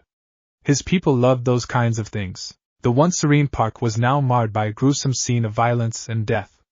The brick path was stained with crimson, and 3 lifeless bodies lay sprawled on the ground. Black wings, twisted and mangled, were a stark contrast to the orange bricks beneath them. Some bodies were slashed in half, while others bore countless small wounds. Issei recognized the fallen beings immediately. They were Raynare's lackeys. Questions swirled in his mind. Where was Raynare? Had she betrayed them? It seemed unlikely, considering her infatuation with Aazel. Committing such a brutal act would only push her further away from the governor's favor. Rias couldn't help but be deeply disturbed by the gruesome scene before her. Even though she was a devil accustomed to battle, the brutality of this sight sent shivers down her spine. It wasn't fear that gripped her but a chilling sense of unease. Who could have done this? Rias asked, her voice laced with a mixture of concern and dread. Could it have been Aazel? Raynare's lackeys, he spoke matter-of-factly, as though discussing the weather. Issei, however, seemed strangely detached from the horrifying scene, as if he had witnessed such carnage before and had grown numb to it. He separated himself from the group of devils and began examining the fallen bodies, kneeling next to one of them, Calawarner. He dipped his fingers into a puddle of her blood, which was still warm to the touch. Still warm. Rias exchanged uneasy glances with her servants, who were visibly distressed by Issei's apparent indifference. They couldn't comprehend how he could remain so composed in the face of such brutality. Little did they know that Issei had caused similar scenes in his battles, and his capacity for mercy had its limits. As the group of devils cautiously approached the blood-soaked area, he noticed a trail leading from another splash of red onto the tree-line behind the shrubberies. Black feathers were strewn haphazardly along the messy red line, and Issei's jaw clenched in growing tension as he followed the trail, ultimately leading him to Raynare. She sat on the ground, her head hung low, and her back pressed against the rough bark of a tree. Her trembling hands cradled what appeared to be her own folded wings. Jesus ing Christ, Issei muttered under his breath, a mixture of anger and concern in his voice. He initially began to remove his jacket, intending to use it to wipe away the blood and gore from Raynare's face. However, he soon realized he wasn't wearing one, leaving his lanky, not yet developed body on display, a stark contrast to the image of an action hero. Hey! Over here! As the rest of the devils rushed to his side, Issei knelt beside Raynare. His demeanor shifted from detached as he quieted himself to listen to her labored breathing. He pressed 2 fingers against her bloody neck, checking her pulse. Lord Aazel? Raynare croaked, her voice weak and filled with pain, her words barely audible. He's waiting for you in his office, Issei responded gently, now using his red shirt to wipe the blood from her face. You wouldn't want to keep the man waiting, would you? Raynare's eyes fluttered open, and she gazed up at Issei. Her breathing was still ragged, but she managed a weak smile. Oh, it's you, she whispered. Tell him I'm sorry. For dying? Don't be silly, Issei replied, his tone light-hearted despite the gravity of the situation. Soft gasps and hushed voices reached Issei's ears as the other devils arrived on the scene. He had not expected their assistance, but the grim reality was that Raynare was beyond saving, her body bearing wounds that were too severe to mend. Freed, she rasped, her body slumping to her left but was caught by a hand on her shoulder. Her once beautiful wings had been cruelly severed, but his blood boiled as he saw the angry red FC etched on her back. Hey, blood spilled from her with each word. She was a broken and battered figure, hanging on to life by a thread. Ied up. Yeah, you're up alright, Issei sighed, squeezing his shirt as red liquid poured out from it, seeping into the ground between the blades of grass. He placed it back onto her stomach, right under her wings, letting it stay there without pressure. Did he follow one of you? Raynare nodded weakly, her eyes falling shut. Damn, Isaiah must have sniffed something was off. Which meant she would be expecting the devils, or in the process of running. Either way, their time just grew shorter, and their ambush had been foiled. Would it matter? Not really. You still got any smokes? Issei sighed. Smoking kills, you know. Raynare managed a painful laugh, which sent a sharp pang of discomfort through her chest. Despite the agony, a faint smile graced her. Issei reached into his shorts pocket, retrieving a black and gold cigarette pack. He extracted the last remaining cigarette, well aware that Azazel's stinginess had left him with just this one. He carefully settled the white cylinder between Raynare's trembling, allowing her to rest against his chest due to her lack of strength. A tiny red flame danced on the of his thumb as he lit the cigarette. It flickered to life briefly, but without the necessary draw, it quickly extinguished. Without hesitation, Issei reclaimed the cigarette, positioning the red and white filter at the corner of his mouth. He lit it himself, the soft glow of the ember illuminating his face as he inhaled deeply. A cloud of dull gray smoke billowed from his as he then placed the lit cigarette back between Raynare's. Another lazy plume of gray wafted into the air, accompanied by Raynare's coughing fit. Her head slumped down, her strength waning. Issei moved quickly, catching the still burning cigarette before it could fall into Raynare's damaged wings. With one last, deliberate drag, he finished the cigarette, transforming it into a pile of ashes. In the heavenly evening days, the sun set as Raynare died. The assault was a breeze. Well, for the devils, that is. With her senses greatly attuned thanks to Kaniko's prematurely activated Nekishu powers, the traps laid in the entrance were promptly defused, by letting Issei activate it. Being drenched in purified and sanctified holy water was about as effective as a splash of cold water for a human part dragon hybrid like him, and when his soaked entrance triggered a barrage of a dozen light spears blindly hurled at him, Rias and Suzaku Ted barriers woven from demonic destruction and purifying flames, turning the low-ranking fallen angel's missile attack into an ineffective light show. Then Akino and Kaniko made quick work of them. Akino fried them to a crisp with her electrifying magic, while Kaniko dispatched them with ruthless efficiency, delivering palm strikes to their hearts that ended their existence in an instant. Issei didn't even need to lift a finger. He would be smoking right then if he had any leftover cigarettes. Or go home to get a new shirt, because why the heck would he be wearing his school's white uniform other than the simple fact that Rias could only conjure this or an array of girly clothing. This wasn't even the male shirt, though it didn't look much different considering his lean build. It felt a bit tight around the stomach. And the girls wear this every day? Dear Almighty God. As they descended the spiraling stairs leading to the basement where Asia had met her tragic end in his previous timeline, Issei kept an eye out for signs of stray magicians. So far, there was no sign of Fried or Isaiah, and while the devils handled the fallen angels effortlessly, Issei took the opportunity to search for any subtle clues. Nothing.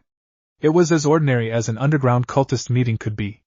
The cross was there, but it remained unoccupied. The 20 lifeless bodies were conspicuously absent, suggesting they had either been buried elsewhere or spirited away by the missing exorcists. Issei was leaning toward the former hypothesis. Suddenly, a battle cry erupted from his side, prompting Issei to summon the boosted gear and mutter a quick incantation. Haste. Boost! Roared the enthusiastic boosted gear, amplifying the effects of haste and supercharging Issei's physical abilities. He moved at twice the speed, his reactions 4 times as quick. His coffee-brown eyes darted around, scanning for any signs of the exorcist's next hideout. With precision, he slammed the back of his gauntlet hand against the fallen angel's jaw, sending the intruder spinning through the air, disarmed and disoriented. The light spear the fallen angel had held landed harmlessly in a distant corner. Hitting with his left hand didn't hurt, thanks to the boosted gear absorbing most of the impact. However, if he used his right hand or legs, he'd likely end up with a few broken bones. Oh. That was impressive. Drake commented, his tone revealing a hint of unease at Issei's nonchalant demeanor. There was no doubt that Issei hailed from the future, but witnessing him handle a threat as though it were an afterthought left the Welsh dragon feeling perturbed. Issei let out a nonchalant hum. He wasn't seeking approval or trying to appear impressive. He was simply executing the necessary actions. If anything, he felt irritated that their initial plan had unraveled so spectacularly, thanks to Isaiah's shrewdness. Nevertheless, even in failure, valuable lessons could be gleaned. He had learned not to underestimate his adversaries, regardless of their identity, and to rely less on his knowledge of past events, as it had become increasingly evident that his previous experiences didn't hold absolute sway in this timeline. Plenty of similarities, but the differences were equally if not more jarring. After delivering a solid kick to the fallen angel's bruised jaw, Issei crouched down and seized him by the collar of his dress shirt. He dragged the hapless being to a nearby wall, where he could remain unconscious until Azazel's cleanup crew arrived. Dead men could reveal no secrets, but the living were often quite talkative. The fallen angel briefly regained consciousness, but Issei promptly slammed the unfortunate individual's head against the wall, leaving a small dent but no blood, as he slinked straight into unconsciousness. Not 5 minutes later, Governor Azazel arrived with 12 fallen angels in tow. Each of them sported a mix of casual and formal attire, with burgundy as the predominant color in their clothing, whether it was their shirts, ties, or gloves, matching Azazel's own ensemble. Dear, you nearly made our services redundant, Lady Gremory. I must say, I'm impressed. Azazel deadpanned as his subordinates worked with efficiency, paying little heed to the cautious glances from the devils. Their intense focus on their tasks was borderline insulting for the devils, though Rias refrained from taking offense. We wouldn't want to leave you without a job, Lord Azazel, Rias retorted, her tone tinged with tension, likely stemming from her resurfacing suspicion that this whole operation might still be a trap. I believe we've fulfilled our end of the bargain. Ah, yes, of course. Don't worry. I won't keep you any longer, Azazel replied. Thank you for your hard work. I will uphold my end of the deal as well, Lady Gremory. I'll see you first thing tomorrow morning, bearing gifts and my utmost gratitude for our shared cause. Then I'll hold you to your word, Rias said cautiously. See why, Rias? The Gremory heiress blinked. You're not coming? Issei shrugged noncommittally, his forming a tight line, and his shoulders hunching slightly. Haida has other matters to attend to, Aazel added enigmatically. Matters that involve both me and that unfortunate fellow over there. He nodded his head in the direction of the still unconscious fallen angel slumped against the limestone wall. Feel free to stay and observe if you wish. Azazel's indirect approach was a tactical one, knowing that outright telling her to leave would likely result in her staying out of defiance. Very well. We'll take our leave then, Rias decided. Good night, Issei acknowledged as he retrieved a cigarette from the box Aazel offered him. We'll see you all later. Yes, I'll see you tomorrow, Hayadu. Curiosity gnawed at Rias, but it wasn't centered on what they aimed to extract from the interrogation. Instead, it revolved around the extent of violence Issei could stomach. It had been on her mind since the incident with Raynare and her group. While she and her servants, seasoned devils, were no strangers to gruesome sights and could handle the sight of blood and gore, Issei was an unknown factor. He didn't flinch. He didn't even pause to register the grim scene. He simply walked forward as though it weren't his first time encountering such a gruesome sight, almost as if he were completely desensitized. This contrasted with his clean criminal record, making it even more perplexing. However, her concern for the safety of her servants took precedence over her lingering curiosity. The presence of their natural enemies had put them on edge. Kaniko's eyes darted around nervously, expecting trouble at any moment, while Akino and Suzaku were visibly distressed for obvious reasons. Gathering her party, the devils bid their uncomfortable departure. So Aazel took the lead, puffing out smoke from his dark as he turned to Issei. I'm guessing you've done this often? Probably a bit too often, Issei admitted. No pride whatsoever. Just flat admittance. Aazel sniggered.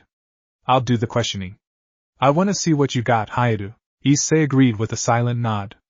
As they approached their detainee, he bent down to pick up a chipped brick from the earlier massacre. Aazel summoned a bucket of magical water from a floating magic circle and dumped it over their prisoner. A crimson gauntlet materialized over Issei's hand, and he switched his brick-holding hand as he stood beside Aazel, their shadows looming over the drenched and distraught fallen angel. Ask away. That night, Aazel discovered that a simple rectangular block of hardened clay could be used in a myriad of ways. It was funny how it could be employed to support an entire building and simultaneously used to break down a person. Within his sea of consciousness, Drake contemplated once more about the future that had transformed the once naive, foolish, and shamelessly perverted yet well-intentioned boy. They say that when you stare too long into the abyss stares back. But what about those who kept staring until the abyss blinked? Break. The next morning, Issei decided to play hooky, just like many other Co-Academy students who weren't part of the story's main cast. After all, it was Sunday, a day for rest and relaxation.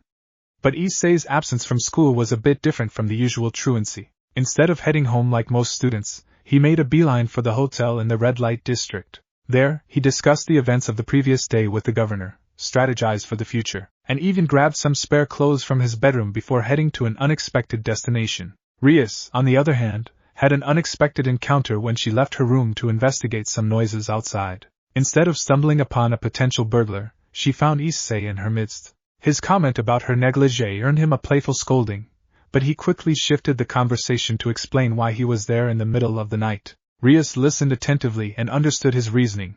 His hands were dirty. You didn't have to do that, you know, he told her, his breath carrying the scent of alcohol. While Rias might have assumed he was drunk, his gait was steady, and he didn't appear inebriated. The distinct smell of blood, however, was impossible to ignore. Do what? Rias inquired, deliberately avoiding any mention or inquiry about what transpired in the abandoned church after the devils had departed. Bringing her back, Issei replied, adjusting the backpack containing his clothes. It wasn't necessary, she allowed a smile. If we do only what is necessary, then the entire world would have been a dreadful world to live in. Amen to that, Issei muttered, but Rias winced at the word. A tinge of pain struck her in the head.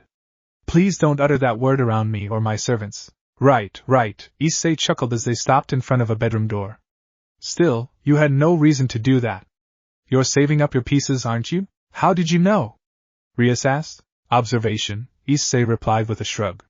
You seem rather selective when choosing your servants. Compared to most devils in my generation, I suppose I am rather conservative, Rias admitted. Would you like to know why, Haida?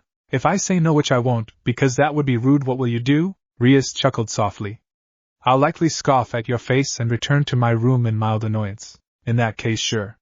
Why are you conservative with your chess pieces, Rias? Because I believe in second chances for those who deserve them, the heiress explained with a serene smile. That, or I'm simply desperate enough to seek the assistance of someone who can manipulate holy power to a significant degree without the weaknesses or prudishness of an angel. Well, Issei huffed, mildly impressed. This level of maturity from Rias was certainly new. Perhaps not all the glitches were negative. Aren't you the paragon of virtue? We need to believe we're decent, don't we? It helps us sleep at night after all the things we do, Rias remarked, her words coated with a sense of self-assuredness. Some people didn't need to delude themselves with feel-good justifications. Not everyone could cling to the comforting lie of their own decency. Some people couldn't afford such illusions. Some people admitted that they were the creatures parents warned their children to stay away from. Some people had no choice but to embrace their inner monsters, or else they'd be crushed under the weight of the harsh reality they faced. A reality where they had to maim and kill gods and their offspring to protect their loved ones. For them, morality was a complex web of gray, not a simple black and white. Good point, Issei said instead. I'm guessing your girls have gone through some rough patches then. They have indeed, Rias nodded with a hint of sadness softening her smile. I've been fortunate enough to have a loving family and fond memories. It's impossible to erase their painful memories, but I can at least try to provide them with a new family, new memories they can look back fondly, or at the very least, a future where they can gradually let go of their past. I'm sure you didn't mean it as pity, but Raynare might misinterpret it that way. She's not one to appreciate being pitied. Of course, it wasn't born from pity, Rias replied, her voice holding a gentle firmness. I don't think anyone truly wants to be pitied, do they? She took a few steps toward her bedroom, which happened to be the closest to the clubroom. Raynare is a friend of yours, isn't she? More like a colleague, I suppose? Then I need no other reason. Or you can see it as a bribe for you, to sate your doubt, Rias smiled. Good night, Haida. Issei fell into a thoughtful silence for a few moments, his gaze fixated on Rias. He couldn't help but marvel at the woman who had once been his wife in another life, now young again, yet exuding a sense of maturity beyond her years. He realized he might end up being the one to fall first at this rate. Hell, he might still be. Then he contemplated what set female devils apart from most human women. In devil society, there was no gender divide, their roles were equal. Women held as much power and responsibility as men, and vice versa. Implant that on human society and both sides will screech. There was a reason Issei often found it challenging to relate to ordinary humans. While some were undoubtedly decent, the bad apples were insufferable to the nth degree. So insufferable, in fact, that had he lacked moral constraints, he might have been tempted to deal with them more harshly. Banishing that errant thought from his mind, he entered the bedroom. Raynare lay on one of the beds in the corner, while the opposite end featured an empty single bed, presumably intended for him. Instead of making himself comfortable on his designated bed, Issei casually tossed his bag onto the vacant mattress. He then fetched a chair from the wooden study desk, positioning it next to Raynare's bedside, facing the same direction as her slumbering form, so as not to come across as a creep should she awaken first. Finally, he settled into the chair, released a slow exhale, and gradually surrendered to the embrace of sleep. Kappa. As the morning light spilled into the room, Raynare found herself in a state of disbelief. Issei was slouched in a chair, his head hanging like a loose marionette, his hands casually crossed. Her initial confusion deepened when she realized that she wasn't in her usual revealing attire, nor was she wearing the modest clothing of her former life. Instead, she was adorned in soft, silky, and rather disgruntling pink pajamas. What kind of pajamas was this? But her confusion quickly gave way to disbelief as she registered the fact that she shouldn't be alive. The memories flooded back, the sensation of darkness engulfing her vision as life drained from her body, the helplessness of witnessing her friends being mercilessly executed one by one, and the overwhelming surge of anger and an insatiable thirst for one person's blood, a thirst she hadn't felt in a very long time. "HM? You're up," Issei mumbled, stirring from his slumber, his voice laden with sleep.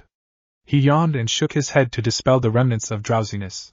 Raynare, now fully awake, stared at him in disbelief, having already assumed a sitting position. "Explain," she demanded harshly. "Why am I not dead?" "You were," Issei replied lazily, his brown hair looking even messier after his nap. He offered little in the way of comfort or explanation. "Rias brought you back." Raynare froze, and snapped. "She what?" That was a harsher tone. "Expected, he supposed?" He replied with two nods. "I'm a devil! Think of it this way, if you're dead, you're no good to Aazel. How can I do that when I'm a ing devil?" Furious, Raynare managed to react physically. Her frustration manifested in the form of charcoal black wings resembling those of a bat, and they burst forth from her back, their pointy edges nearly poking the of Issei's nose. She stared at her new wings with a look of clear disgust before shooting out of the bed and grabbing the collar of his red shirt. Unfazed, Issei allowed himself to be manhandled, making no effort to break away as Raynare brought her contorted face up close. You could have stopped her. Not my place to tell her who she should or shouldn't raise as her servant. Raynare's frustration reached a boiling point, and her words erupted like a torrent of emotion. I don't want this. Do you think I'll blindly obey a devil? Play nice, fetch things for her, and lick her boots clean for her? Be her slave? No, Issei gently pried her hands from his crumpled red shirt, his gaze unwavering. You'll do it for Aazel. What? Issei untwisted her hands off his now crumpled red shirt. He wants to broker peace between fallen angels and devils. You are both a fallen angel and a devil, and Rias, well, she's the sister of a Satan. Do you see the bigger picture now? Now fully awake, Issei rose from his chair, observing Raynare's mixed expressions of doubt and realization. Still not enough? Consider this, your friends are dead, and Fried managed to escape before we could catch him. Guild nodded at her as she processed the information. She didn't revive them, did she? Issei's response was matter-of-fact, his tone unapologetic. Devils aren't known for their charitable acts. Raynare clenched her jaw, her frustration mounting. Then why did she bring me back and not them? Issei locked eyes with her, his silence deliberate, waiting for her to grasp the weight of his words. She found herself unable to maintain eye contact and finally broke it. Then he continued, his words carrying a significant message, because they don't matter to the right person. Not to me, not Aazel, not Rias. Just you. He waited patiently, his unwavering gaze inviting her to see beyond the surface. He wanted her to understand that his words weren't meant to hurt but to convey a deeper truth. He hoped she had matured since her last encounter with him, not just physically but in her perspective and priorities. She was a few years older than Rias, but if her mental age didn't match her age, and she instead acted like some angsty teen who couldn't put their priorities straight, then Rias had just wasted 2 pawns for her. Raynare had been careless, leading to her subordinates' deaths and Fried and Issei's escape. Issei refrained from rubbing salt in her wounds, leaving that task to Aazel, who was more than willing to do so. Their conversation during a celebratory drinking session had revealed their pragmatic approach to Raynare's situation. She's obsessed with me, Aazel had commented. Any obsession is just a way for damaged people to damage themselves more. She'll do better without constantly trying to lick my boots. A change of working environment might be just what she needs most to get over it, and hey, that's a bridge built. For both Issei and Aazel, Raynare was a means to an end, and her personal struggles took a back seat to their pragmatic goals. You, Raynare hissed through clenched teeth, her emotions in turmoil. If you're so perfect, try standing in my shoes. Perfect? If he was perfect, he wouldn't be here talking to her. He would have stayed in the future, and be with his wives instead of having to go through all these shitstorms again. If he was perfect, the gods would have fallen in love with him for being so damn flawless, not spite him for butchering their kin flawlessly without a shred of guilt. But he didn't let his emotions control his words. Get stronger. Harness the power of both your devil and fallen angel sides. Being impervious to both holy and unholy forces is a significant advantage. Learning to wield them effectively is even more crucial. And then, find a way to settle the score with Fried. Of course, it was easier said than done. You're not a fallen angel. Do you even have any idea what it's like working under your enemy? True, and I can't fully comprehend your predicament. But trust me when I say there are far worse devils than Rias out there. Diodora Riser before he got his comeuppance, those lunatics in the Cow's Brigade, the despicable rise of him, the list goes on. Raynare remained obstinate. She's still a devil. Issei closed his eyes for a moment, a faint hint of disappointment emanating from him. Raynare could sense it, but her stubbornness refused to waver. He sighed.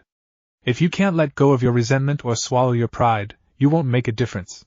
You'll end up dying again and squandering your second chance. If you run away, Rias will hunt you down as a stray. Hell, just say the word, and I'll end it for you right now, sparing us all the trouble. His tone remained measured and diplomatic, but a simmering annoyance lurked beneath the surface. But you've experienced death. It's empty, dull, and monotonous, isn't it? No gleaming gates, no radiant light, just nothing. I've been there twice, and both times I wanted to get thee out. But that's just me, so, do you want to go back to that place and be nothing again? Raynare felt anger bubbling within her.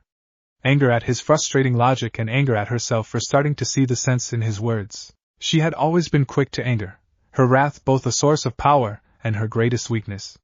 She hadn't considered it a weakness until recently. Like I have any other choice, she muttered bitterly. We rarely ever have that much freedom, Raynare.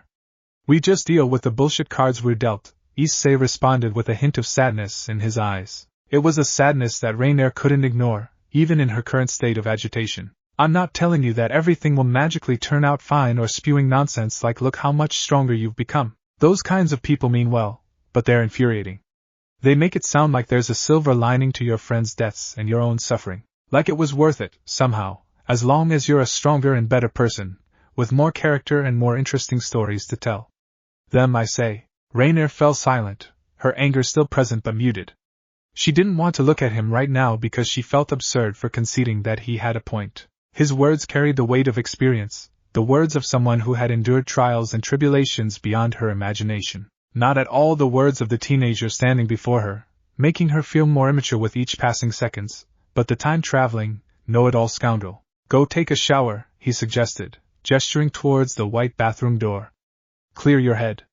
We both smell like death. Clicking her tongue in annoyance, Raynare ran her hand through her black hair, muttered a curse under her breath, and left the room. Their day had only just begun, and already, it felt like a never-ending ordeal. Break. For the 6 years he had served as a devil, this was actually Issei's first time having breakfast in the dormitory's lounge area. The windows facing the lush forest remained shut to ensure no curious students could catch a glimpse of this lavishly decorated room. It was neatly furnished, complete with various table games and even a fully stocked bar area at one end, complete with a countertop and a fridge brimming with cold drinks. Issei had a feeling this would become his go-to spot during idle moments, a place to potentially share a drink with Aazel and, of course, Raynare, who would likely want to distance herself from the devils for a while. Still, even the fallen angel couldn't stay angry after her cold shower and discovering this establishment hidden away in some old school building. Breakfast, however, promised to be awkward. He could break the ice with some stupid jokes or force an awkward atmosphere to dispel the earlier tension. But Issei was more interested in observing how the devils would act around Raynare, and how Raynare would interact with them. From the devil's side, only Rias and the Haimajimas had awakened so far. Rias had been up earlier, and when she had encountered Issei and Raynare in the hallway, she had led them to this room. She was dressed in her usual semi-formal casual attire, a long-sleeved red blouse paired with dark blue jeggings and sandals. Rias had always been effortlessly beautiful, and her choice of attire hardly mattered. Raynare, on the other hand, was back in her revealing outfit, displaying her characteristic indifference. Rias seemed slightly uncomfortable with Raynare's attire, but she chose to overlook it, considering what Raynare had been through. Issei refrained from commenting. After all, Raynare wasn't his pawn, and it wasn't his place to make demands. It was, however, quite amusing to watch the subtle tension. With only one long table in the center of the room, Issei could already foresee Raynare eating alone on one of the lounge couches, either because she felt like an outcast or simply to make the devils uncomfortable in her presence.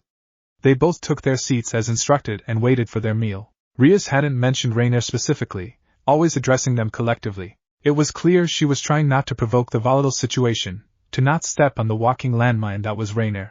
As they waited for the Haimajima siblings to work their culinary magic in the kitchen, preparing breakfast for the rest of the devils, Issei nearly couldn't contain his blank face for noticing how badly Rias wanted to break the ice with Raynare. She probably thought she was discreet, but Issei had honed his people-reading skills under the tutelage of Serafal and Aazel. He observed her incessant finger-tapping, her anxious glances searching for a conversation starter, her eventual surrender as she propped her chin on her hand. Finally, she decided to address Issei instead.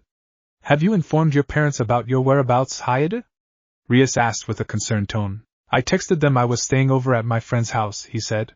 "Happens all the time." A smile played on Rias's as she chuckled. "Your two accomplices, I assume? They'll think it's them. Easier to believe than saying I'm staying at a girl's home, and won't cause as much ruckus either." Rias nodded, her thoughts clearly elsewhere, before she broached a rather sensitive topic. "I've been thinking lately, Hayade, about you."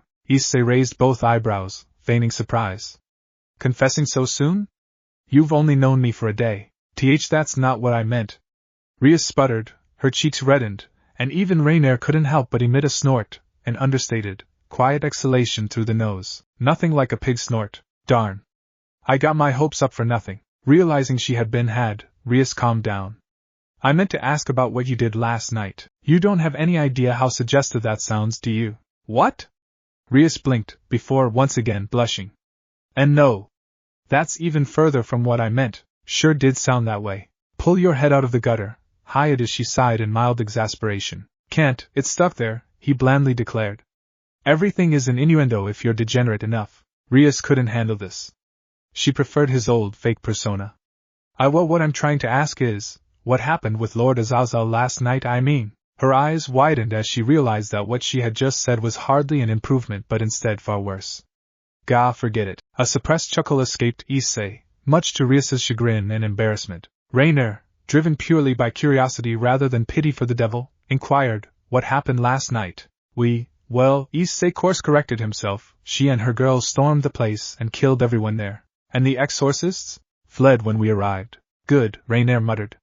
She had forgotten to ask earlier, but now she had a clear objective in mind, to kill Fried Selzen, with torture before the final blow being optional. Fried is mine. She wisely refrained from asking further questions about topics that might concern the fallen angels, knowing that Rias was listening. Despite being her master, Rias didn't need to be privy to the inner conflicts within the Grigori leadership.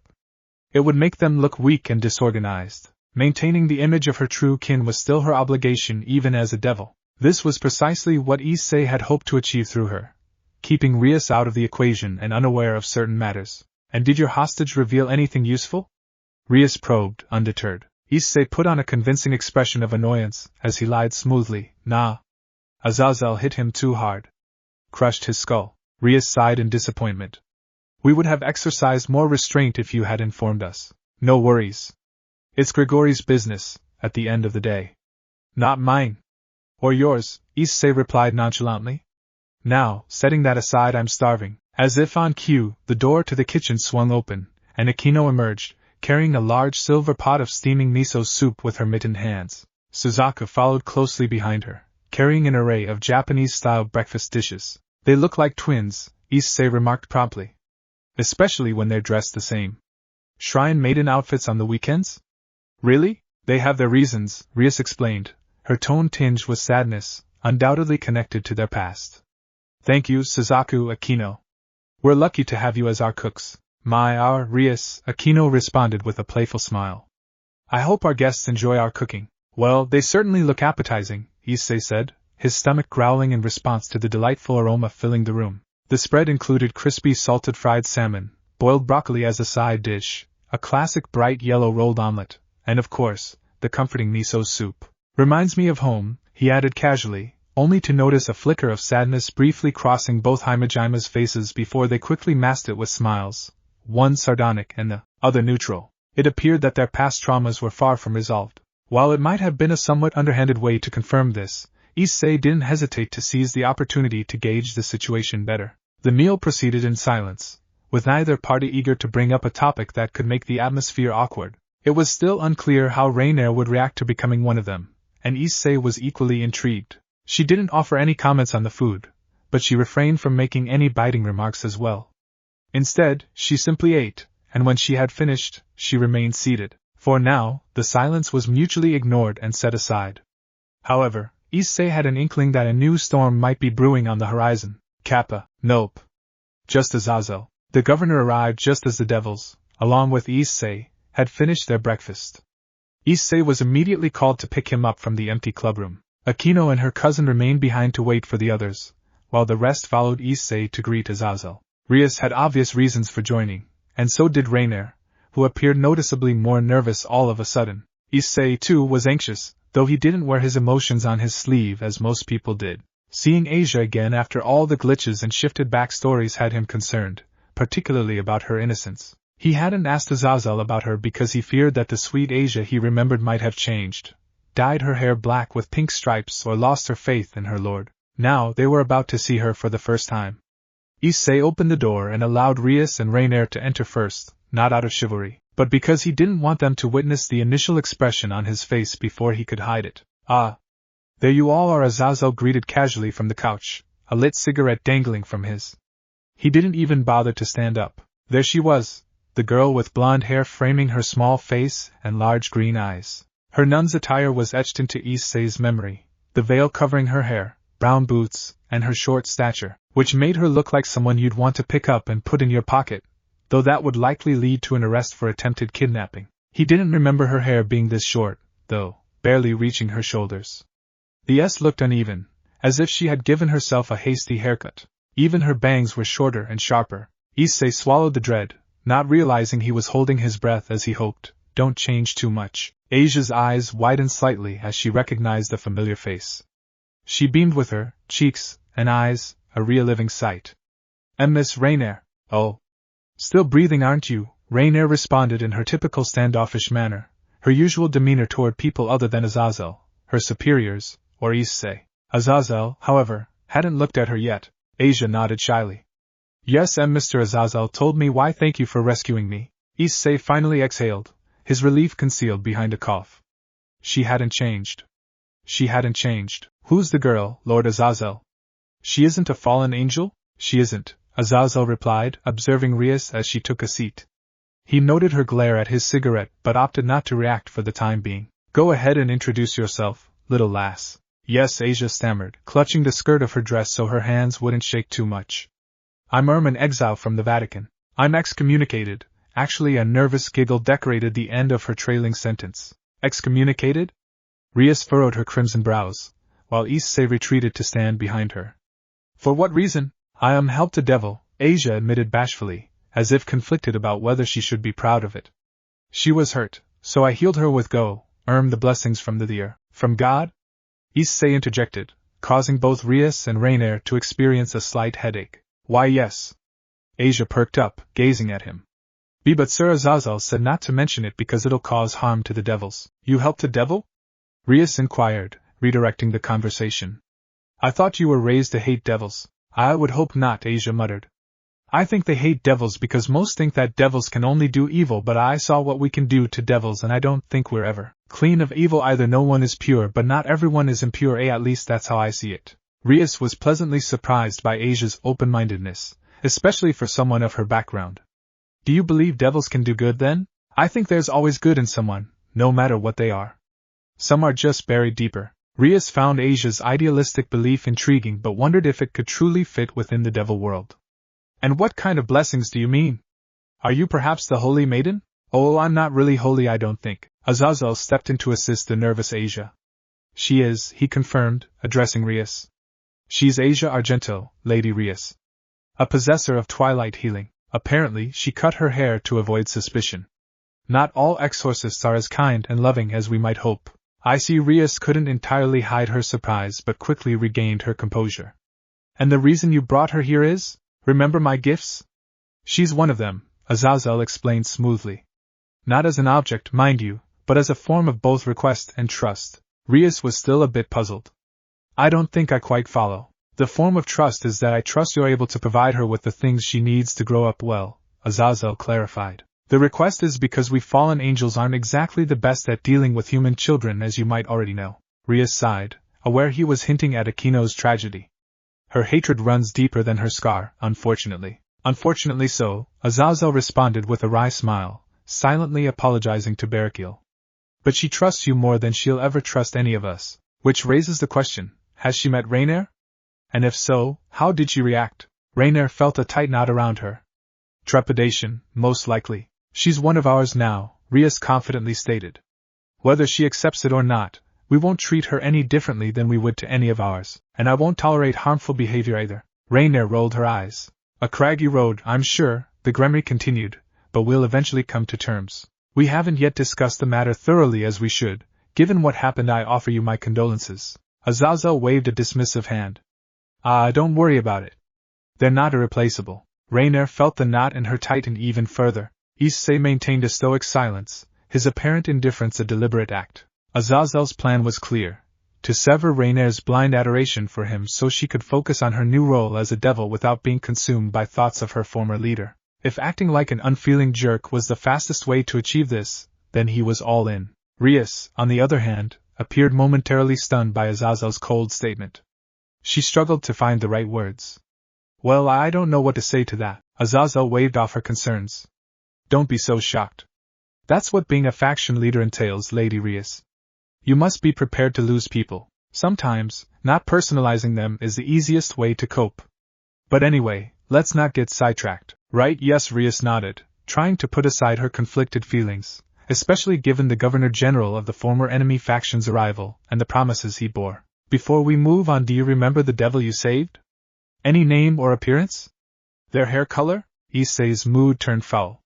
In no way would Diodora get his hands on her. Not even a hair. He'd find a way to break the bastard before he could even find her. Asia tried to recall the details. It was a she and, hold up. She? Not again, not that it'd matter if Diodora was still a rapist. She has blonde hair, very long and pretty. And, even if she dyed her hair, Issei wouldn't hesitate to kill him. Her bangs are tinted blue. Or was it green? Realization hit him like a ton of bricks. Oh, huh. Rias seemed to grasp the situation. That's Latia Astaroth, she confirmed, providing Aazel with the information he sought. I don't know why she went to the Vatican, possibly related to her deceased brother, but I'll confirm it with her. Oh, the nun-rapist, eh? Aazel clapped his hand as he flicked the dead cigarette, reducing it to cinders in the air. A permanent stain on her family's name, Rias lamented. That aside, I'd be willing to take her under my wing if she wishes, but I can't appreciate the way you treat her as some kind of gift or bribe. Aazel chuckled. Well, this just proves why we aren't the best at dealing with children. Rias sighed, relieved it wasn't the attitude of all the Satans. Asia, if you'd like, you can stay here. We can enroll you in our school, but please be aware that the language barrier may be challenging. Two can go to school? Those words and that hopeful look immediately triggered Rias' older sister's instinct that she didn't know she had. Yes, Rias smiled, though hearing her heart just had a tiny crack. How did the Catholics even raise her? We have room in the dormitory for more. You don't need to be a devil to stay here. 2 of my servants are proficient in Japanese. They can help you learn the basics. Oh, tears welled up in her eyes, spilling almost immediately. Oh, sorry, thank you very much. I am sorry. I didn't mean to. Rias consoled her. It's all right. Not all tears are evil. You've been through a lot, haven't you? Well, you can rest easy here. No more running or hiding.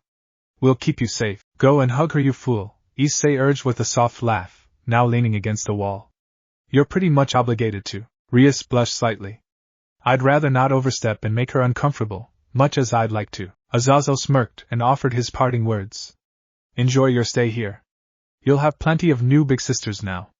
Maybe some of them have more guts and will cradle you better. Determined to make a connection, Rias got up, moved around the coffee table, sat beside Asia, and patted her head. Boo! You can do better than that. Rias was resolute. I'm taking my time, she then comforted Asia, introducing herself warmly. You're a sweet girl, Asia. My name is Rias Gremory, and I welcome you to my small family. Asia reciprocated the gesture with equal intensity, her need for comfort evident as she sobbed into Rias' chest. Her trembling hands clung to the back of Rias' blouse, releasing the pent-up emotions of homelessness, loneliness, and uncertainty that had weighed on her for so long. Issei smiled softly, feeling a genuine warmth in the room. His true smile still in place, Issei playfully nudged Raynare, trying to break through her tough exterior. You're in her family too. Go hug her. Raynare responded with a snort and a dismissive comment. Off. Despite the jesting, the atmosphere remained one of comfort and solace. With Raynare's fiery spirit subdued for the time being and Asia in the caring hands of Rias, Issei knew he had more tasks to attend to, explaining things to Ireina and, if she visited, addressing Murayama's potential concerns. Rias would undoubtedly bring Murayama to the house later to provide Asia with information about her new role as a devil. Issei glanced at the remaining items on his checklist for the day, but for now, he savored this moment of peace, free from tension, anger, or dread over the uncertainty of their future. He understood that such moments were fleeting and all the more precious because of it. He knew it wouldn't last forever, but that very impermanence made it all the more valuable, and it was worth saving. Thanks for watching this video. If you really enjoy this video, like, subscribe, and comment down below, and turn on that bell notification. Don't forget to support and follow the DanzyDanz for writing that awesome fanfic, and also make sure to comment on this story, link in the description. See you in the next video. Goodbye.